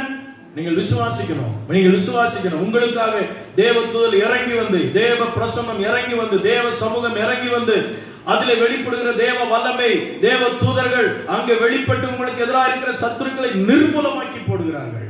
அல்லேலூயா. ஆகவே என்னை கேட்டுக்கொண்டிருக்கிற அருமையான தேவ பிள்ளைகளே, உங்க வீட்டுல உங்க வாழ்க்கையில எங்கேயோ பிரச்சனை இருக்குன்னு சொன்னா நீங்க வல்லமையோடு தேவ சமூகத்தை தேடுங்க. உங்க வீட்டுல பாஸ்டர் வர்றதுனால விடுதலை கிடைக்காது, வல்லமை வரணும். ஆமே. அதனால பாஸ்டர்லாம் வல்லமை இல்லைன்னு நினைச்சிட போறீங்க. அவங்களோட தேவ வல்லமை இருக்கிறது. அல்லேலூயா. தேவ பிரசன்னம் இருக்கிறது. தேவ பிரசன்னம் எங்கெல்லாம் வருது. அதனால தான் நீங்க ஜெபிக்கும் போதும் துதிக்கும் போதும் தேவனை தோடும் போது உப்பு சப்பு இல்லாத ஒரு ஜெபம் செய்யக்கூடாது. அல்லேலூயா. சிலர் மணிக்கணக்கா கத்துன்னு கத்துவாங்க, ஒன்றும் நடக்காது. ஆகவே கருத்தாய் நாம் ஜெபித்து கர்த்தருடைய வல்லமையை நமனிசனுங்க வரவழைக்கணும். வரவழைச்சாலே இல்லையா இவ்வளவு பெரிய அற்புதம் நடந்தது. நர்மையான தேவ ஜனமே. ஆகவே அவருடைய சமூகத்துல தாங்க விடுதலை, அவருடைய சமூகத்துல தான் மகிழ்ச்சி, அவருடைய சமூகத்துல தான் பரிபூரணம், அவருடைய சமூகத்தில் இருக்கிறவர்களுக்கு தான் செழிப்பு. ஆகவே தேவ ஜனமே, நீங்கள் தேவ சமூகத்தை நாடி தேட வேண்டும். அதை விட்டுறக்கூடாது. ஆதியாகமத்தில் 1ஆம் அதிகாரம் 3ஆம் அதிகாரம் 8ஆம் வசனத்தில் வாசிக்கும் பொழுது அங்கு பார்க்கிறோம், முதல் மனிதர்களை தேவன் படைத்த போது அவர்கள் மிஸ் பண்ண விஷயம் என்ன தெரியுங்களா? ஆண்டவருடைய சமூகத்தை விட்டு விலகிட்டாங்க. அதான் எழுதியிருக்கு பைபிள்ல. வாசித்து பாருங்க. பகலின் குளிர்ச்சியான வேளையிலே தோட்டத்தில் உலாவுகிற தேவனாகிய கர்த்தருடைய சத்தத்தை அவர்கள் கேட்டார்கள். அப்பொழுது ஆதாமும் அவன் மனைவியும் தேவனாகிய கர்த்தருடைய சந்நிதிக்கு விலகி தோட்டத்தின் விருட்சங்களுக்குள்ளே ஒளிந்து கொண்டார்கள். சன்னதி, சமூகம், இதெல்லாம் சங்கீதத்துக்கும் எபிரேயர் 3-4 அதிகாரத்திலேயும் சங்கீதம் 15ஆம் சங்கீதத்திலேயும் இப்படி பல இடங்கள்ல இந்த செய்திக்கான சாராம்சங்கள் இருக்கிறது. பேசுவதற்கு எனக்கு நேரம் இருக்கான்னு நினைக்கிறேன். ஆகவே தேவன் அந்த சமூகத்திற்கு அல்லது அவருடைய சன்னிதானத்திற்கு நம்மை அழைத்து செல்ல வேண்டுமானால் இந்த பூமியிலேயே அவருடைய சமூகத்தின் அனுபவங்களை நாம் பெற்றிருக்க வேண்டும். இதுதான் என்னுடைய செய்தி. பூமியில தேவ சமூகத்தை உணராதவன், தேவ சமூகத்துக்கு பயப்படாதவன், தேவ சமூகத்தை நாடி தேடாதவன் பரலோகம் என்கிற இடத்துக்கு போகவே முடியாது. அப்போ இங்க பாருங்க, முதல் மனுஷன் ஆதாம், அவருக்கு முன்பாக அப்படின்னு சொன்ன நோட்டீஸ் எல்லாம் போடுவாங்க. இவர் முன்னிலை, இவர் தலைமைன்னு போடுவாங்க. முன்னிலைன்னா பிரசன்ஸ் ஆங்கிலத்தில் அர்த்தம். அப்போ அவருடைய பார்வையிலே, அப்ப தேவன் பார்வையில் இருந்த ஆதாமும் ஏவாளும் ஆண்டவருக்காக காத்திருப்பார்கள். ஒருவேளை அந்த காலத்துல பழம் இருந்திருக்கும், ஆண்டவர் ரொம்ப பழம் கொடுத்துருப்பாங்க. இப்பதான் நீங்க வந்தப்ப டீ கொடுக்குற மாதிரி, ஜூஸ் கொடுக்குற மாதிரி அவங்க காத்திருப்பாங்க இல்லையா? ஒருத்தர் வராம காத்திருப்பாங்க. ஆனால் தேவன் வந்து விட்டார், வீட்டுல இருக்கிற ஆளை காணும், தோட்டத்தில் இருக்கிறவங்களை காணும். இன்னைக்கு கூட நிறைய நேரங்கள் ஆண்டவர் தோட்டத்துக்கு வரார். தோட்டம் என்பது சபை. சபைக்கு வந்து பார்த்தா ஆண்டவர் தேடார். ஆதாமும் காணோம், ஏவாளும் காணோம், ரெபேக்காலும் காணோம், சாராலும் காணோம். அப்படி யாருன்னா அந்த கோச்சிக்கு போறீங்க. நிறைய பேர் தோட்டத்தில் இருக்க மாட்டாங்க, தோட்டத்தை விட்டு எங்கே போயிடுறாங்க. பாருங்க தேவஜனமே, ஆண்டவர் தேடுகிறார். ஆண்டவருடைய சமூகத்தை விட்டு அவர்களே விலகி விட்டார்கள். ஏன்? ஆண்டவருடைய சமூகத்தை விட்டு. சிலர் நினைக்கிறாங்க இவர் பாஸ்டர் இந்த சர்ச்சை விட்டு நிறுத்திட்டாரு. பாஸ்டர் தான் நிறுத்த முடியாது. இதெல்லாம் நடத்துறது யார் தெரியுமா? ரெண்டு கிரியா இருக்குது. ஒன்று தேவனுடைய கிரியை, இன்னொன்று சாத்தானுடைய கிரியை. இது ரெண்டு எதனாலும் நடக்கும். இப்ப நல்லா கவனிங்க, அவங்கள விலகி போயிட்டாங்க. ஏன் விலகி போனாங்க? பாவிகள் நீதிமானுடைய சபையில நிலை நிற்பது இல்லை. அப்ப தேவ சமூகத்துல ஒன்றுபட்டு நிற்கிற அந்த இடத்துல தாக்கு பிடிக்க முடியாம, அந்த சூழ்நிலையை சகித்துக் கொள்ள முடியாம வெளியேற முயற்சிக்கிற வேலையெல்லாம் ஒன்றை நீங்கள் புரிந்து கொள்ளுங்கள், ஏதோ ஒரு குறைவு உங்களிடத்தில் இருக்கிறது. அல்லேலூயா. நான் பின்மாற்றத்தை குறித்து சில தகவலை உங்களுக்கு சொல்லுகிறேன். பின்மாற்றத்திற்கான தகவல்கள் முதல் விஷயம் என்ன தெரியுங்களா? ஒரு மனிதனுடைய வாழ்க்கையில ஜெபம் குறைஞ்சிச்சுன்னா அவன் எங்க போயிருக்கிறான் அர்த்தம்? பின்மாற்றத்துல போயிருக்கிறான்னு அர்த்தம். நான் சொல்ற இந்த பாயிண்ட்லாம் அதுல வரும். ஒரு மனிதனுடைய வாழ்க்கையில சமாதானமே இல்லை, சந்தோஷமே இல்லாம ரட்சிக்கப்பட்டவர், பெந்தகோஸ்து சபைக்கு போறவர், அவர் கர்த்தருக்காக காரியங்கள்லாம் செய்கிறவர், ஆனா சந்தோஷமாக அவர் இல்லை அப்படின்னு சொன்னா அவர் எங்க போயிருக்கிறாருன்னு அர்த்தம்? பின்மாற்றத்துக்கான சில அறிகுறிகளை நீங்கள் புரிந்து கொள்ள வேண்டும். கிருகிருன்னு மயக்க வருதா? அப்படின்னா சுகர் அப்படிலாம் சொல்றாங்க. சிஸ்டர் எதுக்கும் டெஸ்ட் பண்ணுங்கன்றீங்க. நான் சமீபத்தில் போனேன், கொஞ்சம் இருமலா இருந்துச்சு, டாக்டர் அடி போனேன். அவர் டாக்டர் நமக்கு ரொம்ப நெருங்கினவர். அவர் பாஸ்டர் உங்க வாயில டேஸ்ட் வராம இருக்குதாப்பா? இல்ல நான் உங்களுக்கு சொல்றேன், அந்த டேஸ்ட் வராம இருந்தா உடனே என்ன பண்ணுங்க, பாத்துக்குங்க, நீங்க வெளியெல்லாம் போகாதீங்க, இந்த டேப்லெட் போட்டுங்க எல்லாம் சொன்னார். இருக்கு நிறைய ஆலோசனை சொன்னார். எந்த எல்லாருமே கை வச்சு ஜெபம் பண்ணலீங்க பாஸ்டர் அப்படி சொன்ன. நான் தொடர்ந்தே இல்லை சார் அப்படின்னு இப்படிலாம் சொல்றோம். இதெல்லாம் தெரியுது. நம்முடைய வாழ்க்கையில இப்படிப்பட்ட சூழ்நிலையை நாம் என்ன செய்யணுங்க? உணரணும். இப்படிப்பட்ட சூழ்நிலை உணராதிருக்க கூடாது. என் அருமையான தேவ ஜனமே, அருமையான தேவ, பின்மாற்றத்துக்குள்ளே நாம் போய்விடுகிறோம் என்கிற காரியங்கள் உங்களுக்கு நல்லாவே தெரியும். உங்களை நீங்களே டெஸ்ட் எடுத்து பார்த்தா தெரியும். நான் முன்னாடி எனக்கு ஜெபத்தின் மேல ஆர்வம் இல்லை, உடனே அதை புதுப்பித்துக் கொள்ளுங்கள். என் உள்ளத்துல சமாதானமே இல்லையே, எப்பவுமே ஒரு கலக்கம் இருக்குது, உடனே நீங்க தேவ சமூகத்தை நாடுங்கள். அவருடைய சமூகத்தை எதிர்பார்க்கிற பிள்ளைகள் மட்டும்தான் பரலோகம் என்கிற தேவ சமூகத்துக்கு போக முடியும். இங்கேயே பிராக்டிஸ் பண்ணுங்க. நான் அடிக்கடி சொல்லுவேன், சுவிசேஷம் இயேசு கிறிஸ்துவை காண்பிக்கிறது, ஆனால் உபதேசம் இயேசுவை போல் நம்மை மாற்றுகிறது. நிறைய பேருடைய வாழ்க்கை சுவிசேஷம் மட்டும்தான் இருக்கிறது. மத்தேயு, மார்க்கு, லூக்கா, யோவான். இயேசு பிறந்தார், வளர்ந்தார், வாழ்ந்தார், அற்புதம் செய்தார், மரித்தார், உயிர்த்தெழுந்தார், பரமேறி சென்றார், திரும்ப வரப்போறார். நீ போவியா? ஆமா, அவர் வரும் நாளிலே என்னை கரமசைத்து வர கூப்பிடுவார். போயிட முடியுமா? சுவிசேஷத்தை கேட்ட நீ இயேசுவை தான் பார்த்திருக்கிறப்போ, ஆனா இயேசுவை போல மாறினாதான், அவர் எப்படி இருக்கிறாரோ அவர் இருக்கிறவனமாய் நான் மாறினாதான் அவரிடத்துல போக முடியும். பவுல் அழகா சொன்னார், இப்பொழுது இப்படி இருக்கிறோம், ஆனால் இனி எப்படி இருப்போம் என்று வெளிப்படவில்லை, ஆனால் எப்படி இருப்போம்? அவர் இருக்கிறவனமாய். கரங்களை தட்டி கர்த்தருக்கு ஸ்தோத்திரம் பண்ணுங்க. ஹalleluya. இயேசுவை போல நாம் மாறினால் தான் அவருடைய ராஜ்யத்துக்கு போக முடியும். அதுதான் 90 சங்கீதத்துல சொல்றாரு. நிறைய விஷயம் சொல்றாரு. அங்கே தேவனை துதிப்பதை குறித்து சொல்கிறார், நடுக்கத்துடன் அவரை ஆராதிப்பதை குறித்து சொல்கிறார், கம்பீர சத்தமாக. அதன் பின்பு அந்த சங்கீதங்கள்ல நிறைய விஷயங்கள் சொன்னார். முழங்கால் படியிட்டு என்ன செய்யணும்? ஆராதிக்கிற அந்த உபதேசத்தை பற்றி அங்கு சொல்கிறார். அருமையான தேவனுடைய பிள்ளைகளே, இப்படி பல விஷயங்களை அந்த சங்கீதத்துல சொல்லிக் கொண்டிருக்கும் பொழுது ஒரு காரியத்தை அவர் சொல்லுகிறார். என் அருமையான தேவனுடைய பிள்ளை, நாம் எல்லாரும் அவருடைய மேய்ச்சலின் ஆடுகளாய் மந்தைகளாய் இருக்கிறோம் என்றெல்லாம் சொல்கிறார். இப்படி பல காரியங்களை துதிப்பதை குறித்து சொல்கிறார், பயபக்தி குறித்து சொல்கிறார், அவருடைய கைகொப்பான ஆடுகள் என்பதை குறித்து சொல்கிறார். ஐயா, நான் இதெல்லாம் செய்யறேங்க, நான் ஆண்டவருடைய பிள்ளை, நான் ஆண்டவரை துதிக்கிறேன், நான் பயத்தோடு நடுக்கத்தோடு முழங்கால் படிக்கிட்டு ஜெபம் பண்றேன். சில முழங்கால்லாம் படிக்கணுமா? இந்த வசனங்கள் எழுதியிருக்குது. முழங்கால் படிட்டு ஜெபம் பண்ண. பல இடங்கள்ல பைபிள்ல வசனம் எழுதிருக்கு. அப்போஸ்தலர் நாட்களிலே முழங்கால் படிட்டு அவர்கள் கடற்கரை மட்டும் வந்து முழங்காலிட்டு ஜெபிச்சார்னு எழுதியிருக்குது. ஆகவே இந்த உபதேசம் சொல்லிட்டு கடைசியா சொல்றாருங்க, அவர்களை குறித்து சொல்கிறார். யார்? நம்முடைய முற்பிதாக்களை குறித்து சொல்கிறார். அவர் நம்முடைய தேவன், நம்முடைய மேய்ச்சல் ஆடுகள் இருந்தோம். ஆனால் இன்று நாம் அவருடைய சத்தத்தை கேட்போமாகில் வனாந்தரத்திலே கோபம் மூட்டின நாளில் நடந்தது போல உங்களுக்குள்ள நடந்து விடாதபடிக்கு, அவரை கோபப்படுத்தினாங்களே அது நடந்து விடாதபடிக்கு நீங்கள் உங்கள் இருதயத்தை என்ன செய்யக்கூடாது?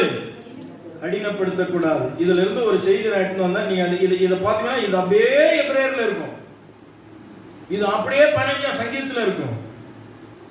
இந்த காரியங்களை ஒத்த விஷயங்களை வேதத்துல இன்னும் பல இடங்கள்ல இந்த காரியத்தை அவர் திரும்ப திரும்ப சொல்றார்.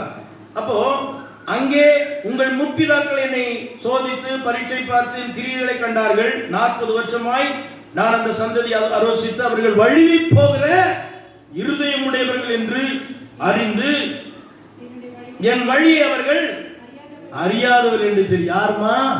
இதுக்கு முன்னாடி நீங்க பாத்தீங்கன்னா, நீங்க எபிரேயர்ல வாசிக்கும் போது அவர்கள் எல்லாரும் ஒரே ஞானபானத்தை குடித்தார்கள், அவர்கள் எல்லாரும் ஒரே ஞானஸ்தானத்தை எடுத்தார்கள், அவர்கள் எல்லாரும் வானத்தில் இருந்த மன்னாவை புசித்தார்கள். எல்லாம் கரெக்ட். சபைக்கு போனோம், திருப்பந்தி எடுத்தோம், ஞானஸ்தானம் எடுத்துக்கிட்டோம், பெயர் மாற்றம் செஞ்சுட்டோம், ஓகே. ஆனா ஆண்டவர் சொல்றாரு, இருதயத்தை கடினப்படுத்தினதுனால, வனாந்திரத்துல ஆண்டவரை கோபப்படுத்தினதுனால நடந்தது என்ன தெரியுமா? அருமையான தேவனுடைய ஜனமே, 40 வருஷ காலமாய் அந்த சந்ததியை நான் ஆலோசித்து அவர்களை நான் டெஸ்ட் எடுத்து பார்த்தேன், சோதிச்சு பார்த்தேன். அவங்க வழி போகிற இருதயமுடன் என்று அறிந்து என் வழி அவர்கள் அறியாதவர்கள் என்று அறிந்து 11 வசனத்தை சொல்கிறார், அவர்கள் என்னுடைய இளைப்பாறுதலில் பிரவேசிப்பது இல்லை என்று என் கோபத்தில் ஆணையிட்டேன். இது அப்படியே எபிரேயர் 3-4 அதிகாரங்களை நீங்க வாசித்துக் கொள்ளுங்க. எனக்கு செய்தி கொடுக்க எனக்கு நேரம் இல்லை, என் நேரம் 10 மணி தான், அதுக்கு மிஞ்சி போயிட்டு இருக்குது. தேவ ஜனமே கவனியுங்கள், நீங்கள் வீடுகளில் சென்று வாசித்து பாருங்கள். அந்த எபிரேயரிலிருந்து அதிலிருந்து சில குறிப்புகளை நான் எடுத்திருக்கிறேன். அதுல இருந்து ஒரு 5 குறிப்பு எடுத்திருக்கிறேன். என்னன்னா, அவருடைய சமூகத்தில் நம்ம வர்றதுக்கு வேற எங்கும் பார்க்காதீர்கள். என்ன செய்யாதீங்க? வேற எங்க என்ன செய்யக்கூடாது? பார்க்க கூடாது. ஆண்டவருடைய சமூகத்துக்கு போறவங்களுக்கு கவனம் இருக்கும். பந்தய சாலையில் ஓடுற நம்ம கவனத்தை வேற எங்கேயும் திருப்பவே கூடாது. விசுவாசத்தை துவக்கிறவரும் முடிக்கிறவருமாகிய கிறிஸ்து இயேசுவை நோக்கியே நீங்கள் ஓட வேண்டும். நம்பர் 1. நம்பர் 2 விளக்கங்களை இன்னொரு முறை நான் பிரசங்கிக்கிறேன். 2வது, உறுதியாய் நீங்கள் உறுதியை இழக்காதீர்கள். அதுல இருக்கிற மாதிரி நான் எழுதல, அது ஆப்போசிட் வேர்ட் மாதிரி போட்டிருக்கிறேன். உங்கள் உறுதியை இழக்கக்கூடாது. அல்லேலூயா. உறுதியா இருங்கன்னா உங்களுக்கு ஈஸியா புரியும். உங்கள் உறுதியை இழக்காதீங்க. ஏற்கனவே உறுதியா இருப்பீங்க, ஆனா அதை இழந்திருப்பீங்க, அது ரொம்ப டேஞ்சர். உங்கள் உறுதியை இழக்கக்கூடாது. சிஸ்டர், ஏன் முக்காட போடுறீங்க? அதெல்லாம் ஒண்ணும், ஆண்டவர் இருதயத்தை தான் பார்க்கிறார். சிஸ்டர் முக்காடெல்லாம் எடுத்துருங்க ஒரு சிஸ்டர் சொல்றாங்கன்னு வச்சுங்களேன், அந்த சிஸ்டர் தீர்க்க தரிசனம் தான் சொல்லுவாங்க. நீ தீர்க்க தரிசனமா சொல்லு, நீ தரிசனமாவது பாரு, இது வசனம் எழுதி இருக்குது. அந்த உறுதியை விட்டு என்ன செய்யக்கூடாதுங்க? விலகக்கூடாது. இனி ஒரு நாட்கள்ல இதுதான் நடக்கும். இனி நீங்க வெளியில போய் பிரசங்கலாம் கேட்க முடியாது. உள்ளுக்குள்ள இருக்கிற ஆளைய, உங்க விசுவாசத்தை கெடுக்கிற ஆவிகள் இனி வரும். உங்க நம்பிக்கையை குலைக்கிற ஆவிகள் வரும். அதான் எபிரேயர் எழுதுறார், ஆரம்பத்தில் கொண்ட நம்பிக்கை நீங்க முடிவு மட்டாக அவர் மேல் வைத்திருக்கணும். வழி போக கூடாது. உறுதி இழக்காதீர்கள், வேற எங்கும் பார்க்காதீர்கள். இது ரெயின்ஸ் மாதிரிங்க. 3வது, உங்கள் இருதயத்தை கடினப்படுத்தாதீர்கள். ரொம்ப அற்புதமான ஒரு செய்திங்க அது. இருதயத்தை என்ன செய்யக்கூடாதுங்க? இருதயத்தை கடினப்படுத்துறதுன்னா என்ன சொல்லுங்க, ஒரு விளக்கம் சொல்லுங்க. இருதயத்துல ரொம்ப சூப்பரான ஒரு இருதயம் உள்ளவன் சொல்லி ஒரு ஆளை பைபிள்ல ஆண்டவர் வந்து அட்ரஸ் பண்ணாங்க. இப்படி நான் நிறைய பேர் ஒவ்வொரு டாபிக்கும் ஒரு நபரை நான் இங்க கொண்டு வரேன். யாருங்க? தாவீது. வெரி குட் பிரதர், தாவீது.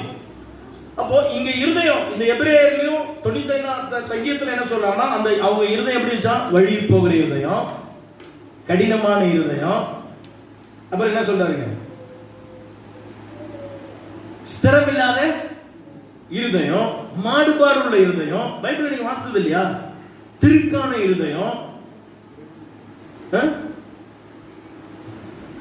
கல்லான இருதயம். அப்படியே நீங்க சொல்லிடுங்க பாஸ்டர், நல்ல மனப்பாடமா சொல்றீங்க பாஸ்டர்.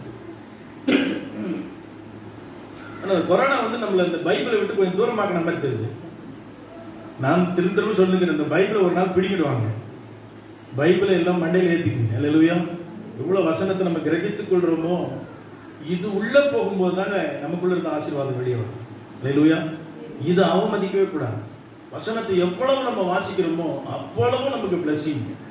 அதை நல்ல மைண்டில் பதிய வைத்துக் கொள்ளுங்க. திரும்ப திரும்ப வாசிங்க, திரும்ப திரும்ப வாசிங்க. அப்போ நல்லா சொல்றாரு, இருதயத்தை பற்றி நிறைய இருதயம், திருக்கான இருதயம், கல்லான இருதயம், பல விதமான இருதயங்கள், வழுவி போகிற இருதயம் சொல்லி இந்த இஸ்ரவேல் மக்களை சொல்றாரு.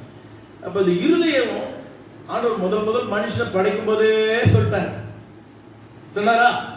ஆதியாகமத்தில் சொல்லிட்டார், 6ஆம் அதிகாரத்தில் சொல்லிட்டார், இவர்களுடைய நினைவுகள் நித்தம் கொள்ளாதது என்று கர்த்தர் கண்டு ஏண்டா இவனை படைச்சேன்னு சொல்லி மனஸ்தாபப்பட்டார். அருமையான தேவனுடைய பிள்ளைகளே, இருதயத்தை நம்ம என்ன செய்யணும்? கடினப்படுத்தக்கூடாது. இருதயத்தை எல்லா காவலோடும் பேதுரு அப்போஸ்தலன் எழுதுறார், நீ அதை காத்துக்கொள்ள வேண்டும். இருதயத்தை காத்துக்கொள்ள. ஆமென். அவர் ஒருத்தருக்கு தான் தெரியும். ஆனால் தான் தாவீதை பார்த்து சொன்னாரு, தாவீதுக்குள்ள போய் அவர்னா ஆண்டவர் வந்து எக்ஸ்ரே எடுத்தாரா இல்லை ஸ்கேன் பண்ணாரா, அவர் இருதயம் நல்லா இருக்குன்னு ஆண்டவர் ஸ்கேன் பண்ணுவார். அவருடைய கண்களுக்கு மறைவானது ஒன்றும் கிடையாது. அவன் இருதயத்தை பார்க்குறார். தாவீது இருதயத்தை அவ்வளோ அருமையாக இருக்குது. நான் பார்த்து சொல்றார், என் தாசனாகிய தாவீது இருதயத்தை. அப்படி என்னங்க ஆண்டவர் அவனுடைய இருதயம் ஆண்டவருக்கு அவ்வளவு பிரியமா இருக்க காரணம் என்னன்னா, தாவீது வாழ்க்கையில இருந்தா நீங்க நிறைய விஷயங்களை நீங்க கற்றறிந்திருப்பீங்க. அவன்கிட்ட கபடு கிடையாது, கல் மனசு கிடையாது, வஞ்சனை கிடையாது, தன் செய்த தப்ப கூட அதை மறைக்கவும் கிடையாது. அது உணர்ந்து அறிக்கைட்டு அழறான், புலம்புகிறான், ஆண்டவருடைய சமூகத்தை தேடுகிற ஒரு வாஞ்சை உள்ள ஒரு மனிதன், அவனுடைய சத்துருக்களை மனப்பூர்வமாக வெடித்த ஒரு மனிதன். அவன் இருதயத்தை பாருங்க. இதுதான் ஆண்டவர் பார்த்தார். இன்னைக்கு அந்த இருதயம் நமக்கு வேண்டும். அல்லேலூயா.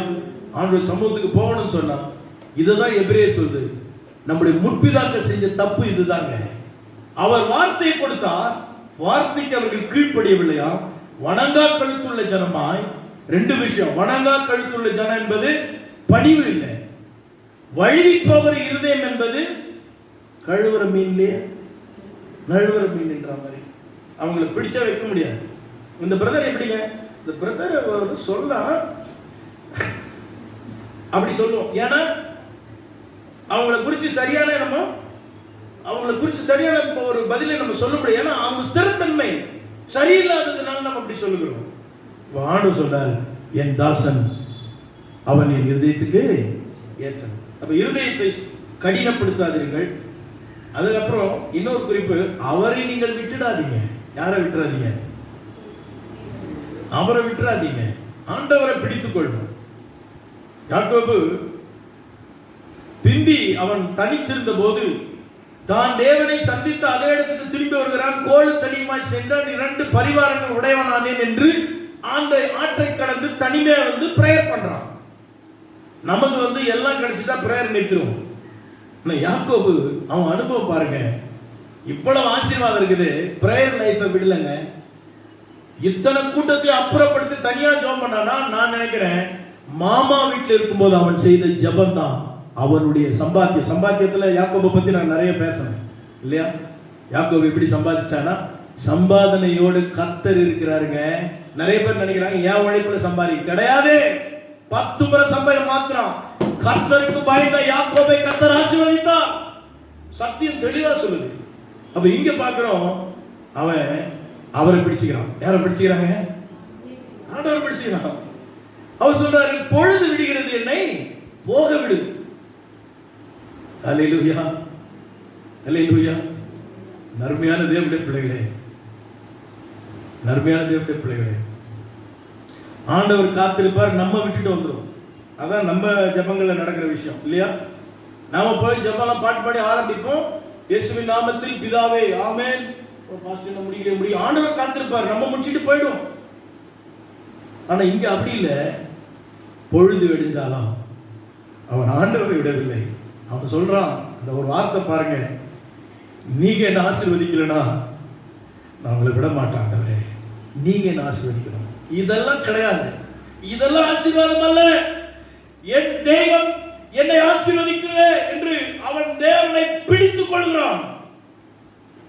அன்னைக்கு கர்த்தர் அவனை பார்த்து சொன்னாரு, நீ ஜாதிகளுக்கெல்லாம் தகப்பன்டா, இனி யாக்கோபு அல்ல, உன் பேர் என்னன்னு கேட்டாரு. அவன் சொல்றான், நீ இஸ்ரவேல் என்று அழைப்பார்கள். கைகளை தட்டி கர்த்தரை மகிமைப்படுத்துறான். ஆகவே நம்முடைய முற்பிதாக்கள் தன் இருதயத்தை கடினப்படுத்தி தேவனுக்கு கீழ்ப்படியாமல் வனாந்தரத்திலேயே அவர் அடித்து போனார்கள். சங்கீதம் 2ஆம் சங்கீதத்திலே நீங்கள் வாசிக்கும் போது 11ஆம் வசனம் சொல்லுது, குமாரன் கோபம் கொள்ளாமல் நீங்கள் வழியில் அழியாமலும் அவர் பாதத்தை முத்தம் செய்யுங்கள். அப்ப தேவனுடைய ராஜ்யத்துக்குள்ள போகணும்னா இப்பவே அந்த சமூகத்தின் பயம், அந்த சமூகத்தின் வல்லமை, அந்த சமூகத்தின் தொடுதல், அந்த சமூகத்திலே நாம் வாழ்கிற அனுபவங்களோடு நாம் போக வேண்டும். நீ பிரேயருக்கு போனீங்களே, ஆண்டவர்கிட்ட என்ன பேசினாரு? ஆராதனையில கர்த்தர் உங்களை தொட்டாரா அந்த அக்கா சொன்னாங்க அப்படி சொல்லக்கூடாது. உன்னை தொடுகிற வரைக்கும், உன்னோடு பேசுகிற வரைக்கும் நீ காத்திருக்கணும். நான் டீனேஜ் இருக்கும்போது எனக்கு சொல்லி கொடுத்தாங்க, நீ சர்ச்சுக்கு போகும்போது ஒரு ஜெபம் பண்ணணும். சர்ச்சில் போனதும் சர்ச்சில் வந்ததும் ஜெபம் பண்ற பழக்கமே கிடையாது. சர்ச்சுக்குள்ள வந்து முழங்கால் பட்டு சில ஜெபம், என்ன ஜெபம் பண்ணுவீங்க?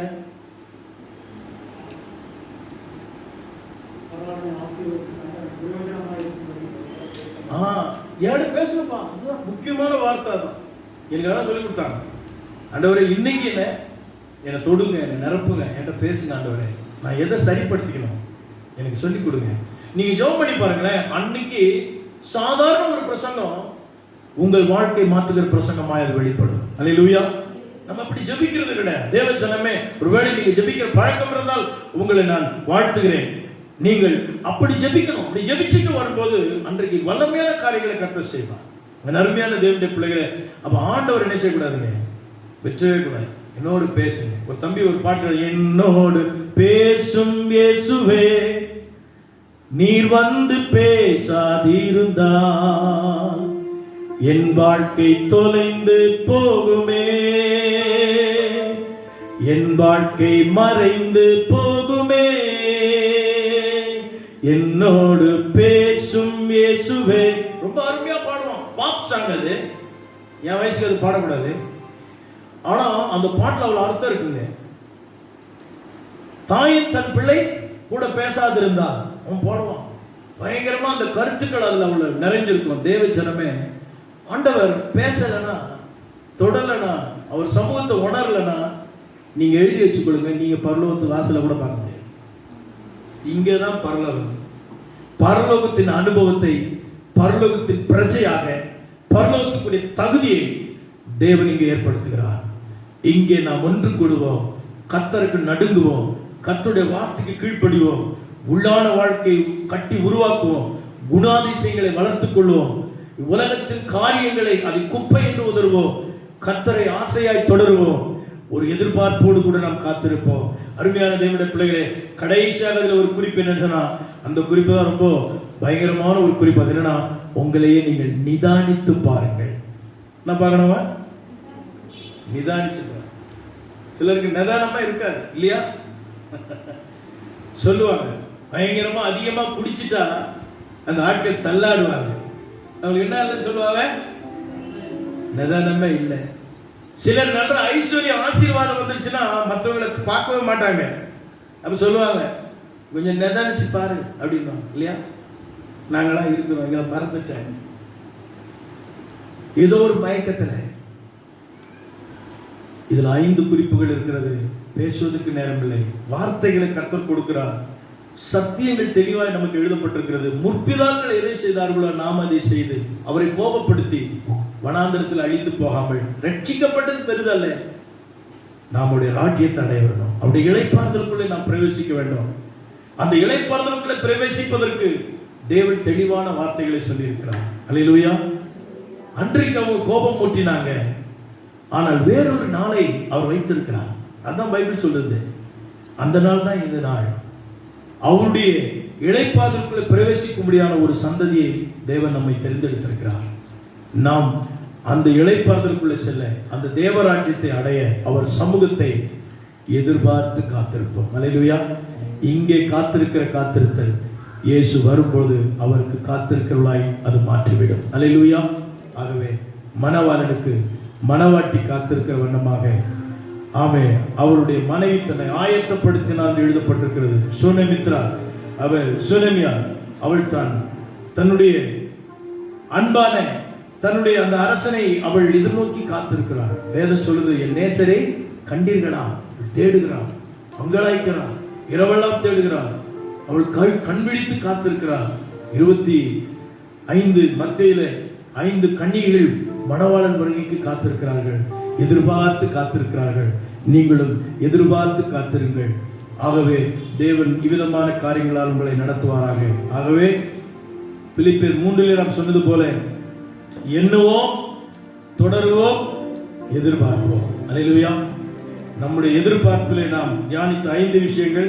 அடுத்த வாரம் நான் உங்களை தெளிவாக இது குறித்து பிரசங்கிக்கிறேன். கர்த்தர் உங்களோடு கூட இருப்பாராக. நம் கண்களை இப்படி ஜெபிக்கலாமா?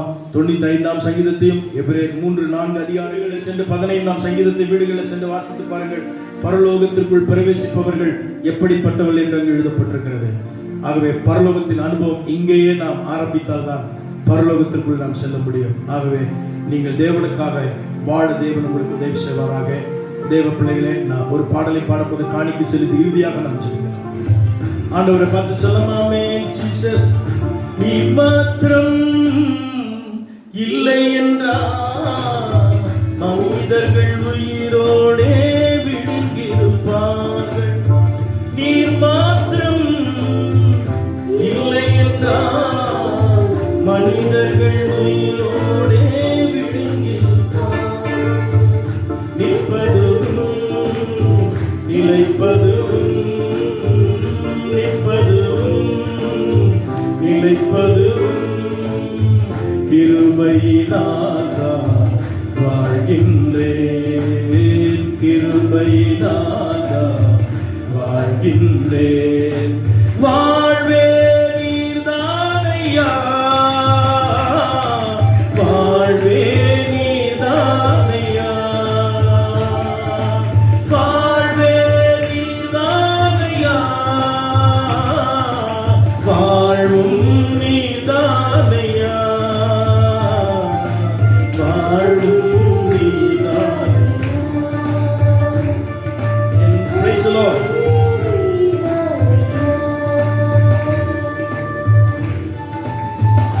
அவர்தான் என்னுடைய வாழ்க்கை. அவருக்காக முற்றிலுமாய் அர்ப்பணிப்போம். எதிர்பார்ப்போடு தேவ சமூகத்துக்கு வருவோம். 4 திசையில் அலைந்து திரிந்தேன்,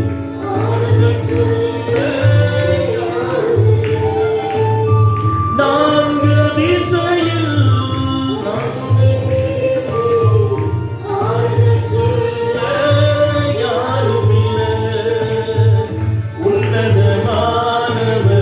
மறைவினில் வந்தேன், உன்னதமானவர் மறைவினில் வந்தேன், நிம்மதி நிம்மதி அடைகின்றேன், நிம்மதி நிம்மதி அடைகின்றேன்.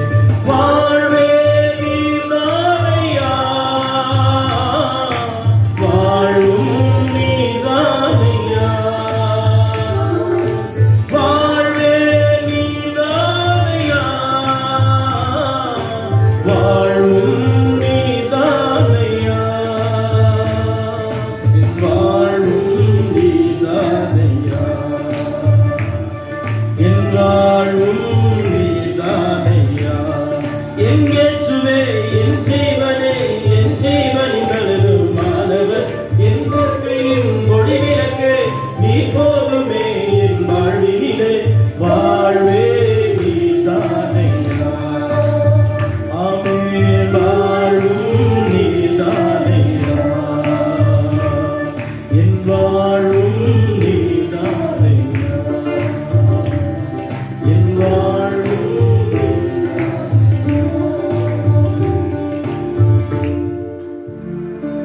இந்த உலகத்தில் நான் எதையாச்சும் சாதிக்க வேண்டும், எனக்காக எதையாகிலும் செய்ய வேண்டும் என்கிற நாட்கள் எதுவும் அல்ல. அவருடைய வருகைக்கு ஆயத்தப்பட வேண்டிய நாட்கள். எவ்வளோ நாள் வேஸ்ட் பண்ணிட்டோம் இல்லையா? உள் கட்டமைப்பு இன்னும் சரியாக இல்லை. வெளியே நல்லா தெரியுது, ஆனா உள்ளான மனிதன்ல வெளிந்து கிடக்கிறோம். அவர் சாயல் இன்னும் வரல. தேவ சமூகத்துல அவருடைய இளைப்பாறுதல பிரவேசிக்க முற்பிதாக்கள் எழுந்துட்டாங்கம்மா. எத்தனை தூரம் அவளை அழைத்து வந்தார். 40 வருஷம் அவளை ஆலோசித்தார். எப்படியாச்சும் அவளை மாத்தலாம்னு சொல்லி பார்த்தார். ஆனா அவங்க வழிவி போகிறதே இருந்தாங்க. உனக்கு கர்த்தர் வருடங்களை கொடுத்திருக்கிறார். உன்னை உருவாக்குவதற்காக, அவருடைய ராஜ்யத்தினுடைய சேர்ப்பதற்காக உன்னோடு கூட தான் இருக்கிறாரம்மா. உன்னோடு கூட இருக்கிறார் ஐயா. ஆண்டவரை விட்டு விலகவில்லை தேவ பிள்ளை. எதிர்பார்ப்போடு அவர் சமூகத்தை, அவர் ராஜ்யத்தை எதிர்பார்த்து அன்னமாக இனி உடைய ஜபங்கள் இருக்கட்டும், ஆராதனைகள் இருக்கட்டும், சபை ஐக்கியம் இருக்கட்டும். உலகத்தில் வருகிற எத்தனையோ சத்தங்கள் உன்னை ஒரு நாள் வீழ்த்தி விடக்கூடாது. உனக்கு என்று சொல்லப்பட்டிருக்கிற சத்தியங்களை நீ மறக்க கூடாது. வேதம் இப்படிதான் சொல்லுது. அது இவைகள் உங்களுக்கு முன்பாக திருஷ்டாந்தரமாய் எழுதப்பட்டிருக்கிறது. அழைக்கப்பட்டவர்கள் தான், தேவனுடைய அற்புதத்தை கண்டவர்கள் தான், ஞானபானத்தை குடித்தவர்கள், மன்னாவை புசித்தவர்கள் தான், மேகத்தின் கீழே வாழ்ந்தவர்கள் தான். ஆனால் கானானை அவர்கள் அடைய முடியவில்லையே. கோபம் முட்டினார்கள், முறுமுறுத்தார்கள், எரிச்சல் ஊட்டினார்களே, கீழ்ப்படியாமல் போனார்களே. ஒரு நாள் நம்ம அப்படி ஆகாதபடி என் அருமையான தேவ பிள்ளை, கர்த்தருடைய சமூகத்தை ஆசையா தொடருங்கம்மா. ஒரு எதிர்பார்ப்போடு வாங்க. சின்ன சின்ன ஜபமானாலும் ஒரு எதிர்பார்ப்போடு வாங்க. சிறு கூட்டமானாலும் ஒரு எதிர்பார்ப்போடு வாங்க. ஆண்டவருடைய சமூகத்தை அவன் எதிர்பார்ப்போடு வாங்க. இனி கர்த்தர் அற்புதங்களை செய்வதற்கு ஒரு ஆயத்தமாய் இருக்கிறார். அவர் நம்மில் ஒருவனுக்கு தூரமானவர் அல்ல, உனக்கு அவர் சமீபமாய் இருக்கிறார். இந்த வாழ்க்கை ஒப்பு கொடுப்போம். இறுதியாக பாடினது போல அவர்தான் நம்முடைய வாழ்வு. அவரின்றி நமக்கு வாழ்வு இல்லை. அவரோடு இந்த பூமியில வாழ்வோம். பரலோகத்தின் அனுபவத்தை இங்கேயே பெறுவோம். பரலோகத்துக்கு ஒரு நாள் நாம் எடுத்துக் கொள்ளப்படுவோம். ஆகவே ஏராளமான காரியங்கள் திருஷ்டாந்தரமாய் நமக்கு வைக்கப்பட்டிருக்கிறது. உலகத்தின் சூழ்நிலை மாறிக்கொண்டிருக்கிறது. அந்த இளைப்பாறுதலுக்குள்ள நான் பிரவேசிக்க அவருடைய சன்னிதானத்தை நான் நாடி தேடுகிறேன். தைரியமாக அவருடைய கிருபாசனத்தண்டை நான் நெருங்கி வருகிறேன். ஒவ்வொரு நாளும் உடைய சமூகத்தின் அனுபவத்தை நான் அடைந்து அதில் வளர ஒப்புக் கொடுக்கிறேன் என்று சொல்லுவோமா? கர்த்தர்களோடு இடைப்பட்டு கொண்டிருக்கிறார். கர்த்தர் நம்முடைய ஜெபத்தை கேட்டிருக்கிறார். இந்த நாளில புதிதாக இருந்த காணிக்கை அடித்த கரங்கள், தேவனுடைய செய்தி யாவற்றுக்காக நாம் ஆண்டவரை ஸ்தோத்திரிக்கலாமா? கரங்களை தட்டி ஆண்டவரே உமக்கு நன்றி, ஸ்தோத்திரம் ஸ்தோத்திரம் ஸ்தோத்திரம் ஸ்தோத்திரம் ஸ்தோத்திரம் ஸ்தோத்திரம் ஸ்தோத்திரம் ஸ்தோத்திரம். தொடர்ந்து வரும் நாட்கள் நடக்கிற அனைத்து ஆராதனை நீங்கள் பங்கு பெற்று தேவ நாமத்தை மகிமைப்படுத்துங்க. இந்த செய்தியை நீங்கள் அசை போடுங்கள், தியானிங்க. கர்த்தர் வருகை சமீபமா இருக்கிறது. உங்களை ஆயத்தப்படுத்திக் கொள்ளுங்க. தேவன் உங்களுக்கு உதவி செய்வார். நம்ம யாவரும் சேர்ந்து சொல்லும், என் ஆத்துமாவே கர்த்தரை ஸ்தோத்திரி, உள்ளமே பரிசுத்த நாமத்தை ஸ்தோத்திரி. என் ஆத்துமாவே கர்த்தரை ஸ்தோத்திரி, அவர் செய்த சகல உபகாரங்களை மறவாதே. ஆமென்.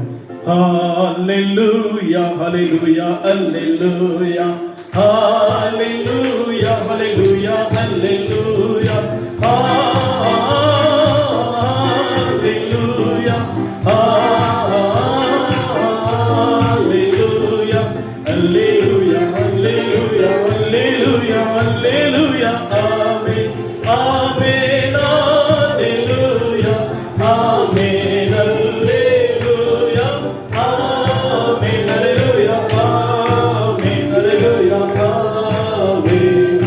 hallelujah.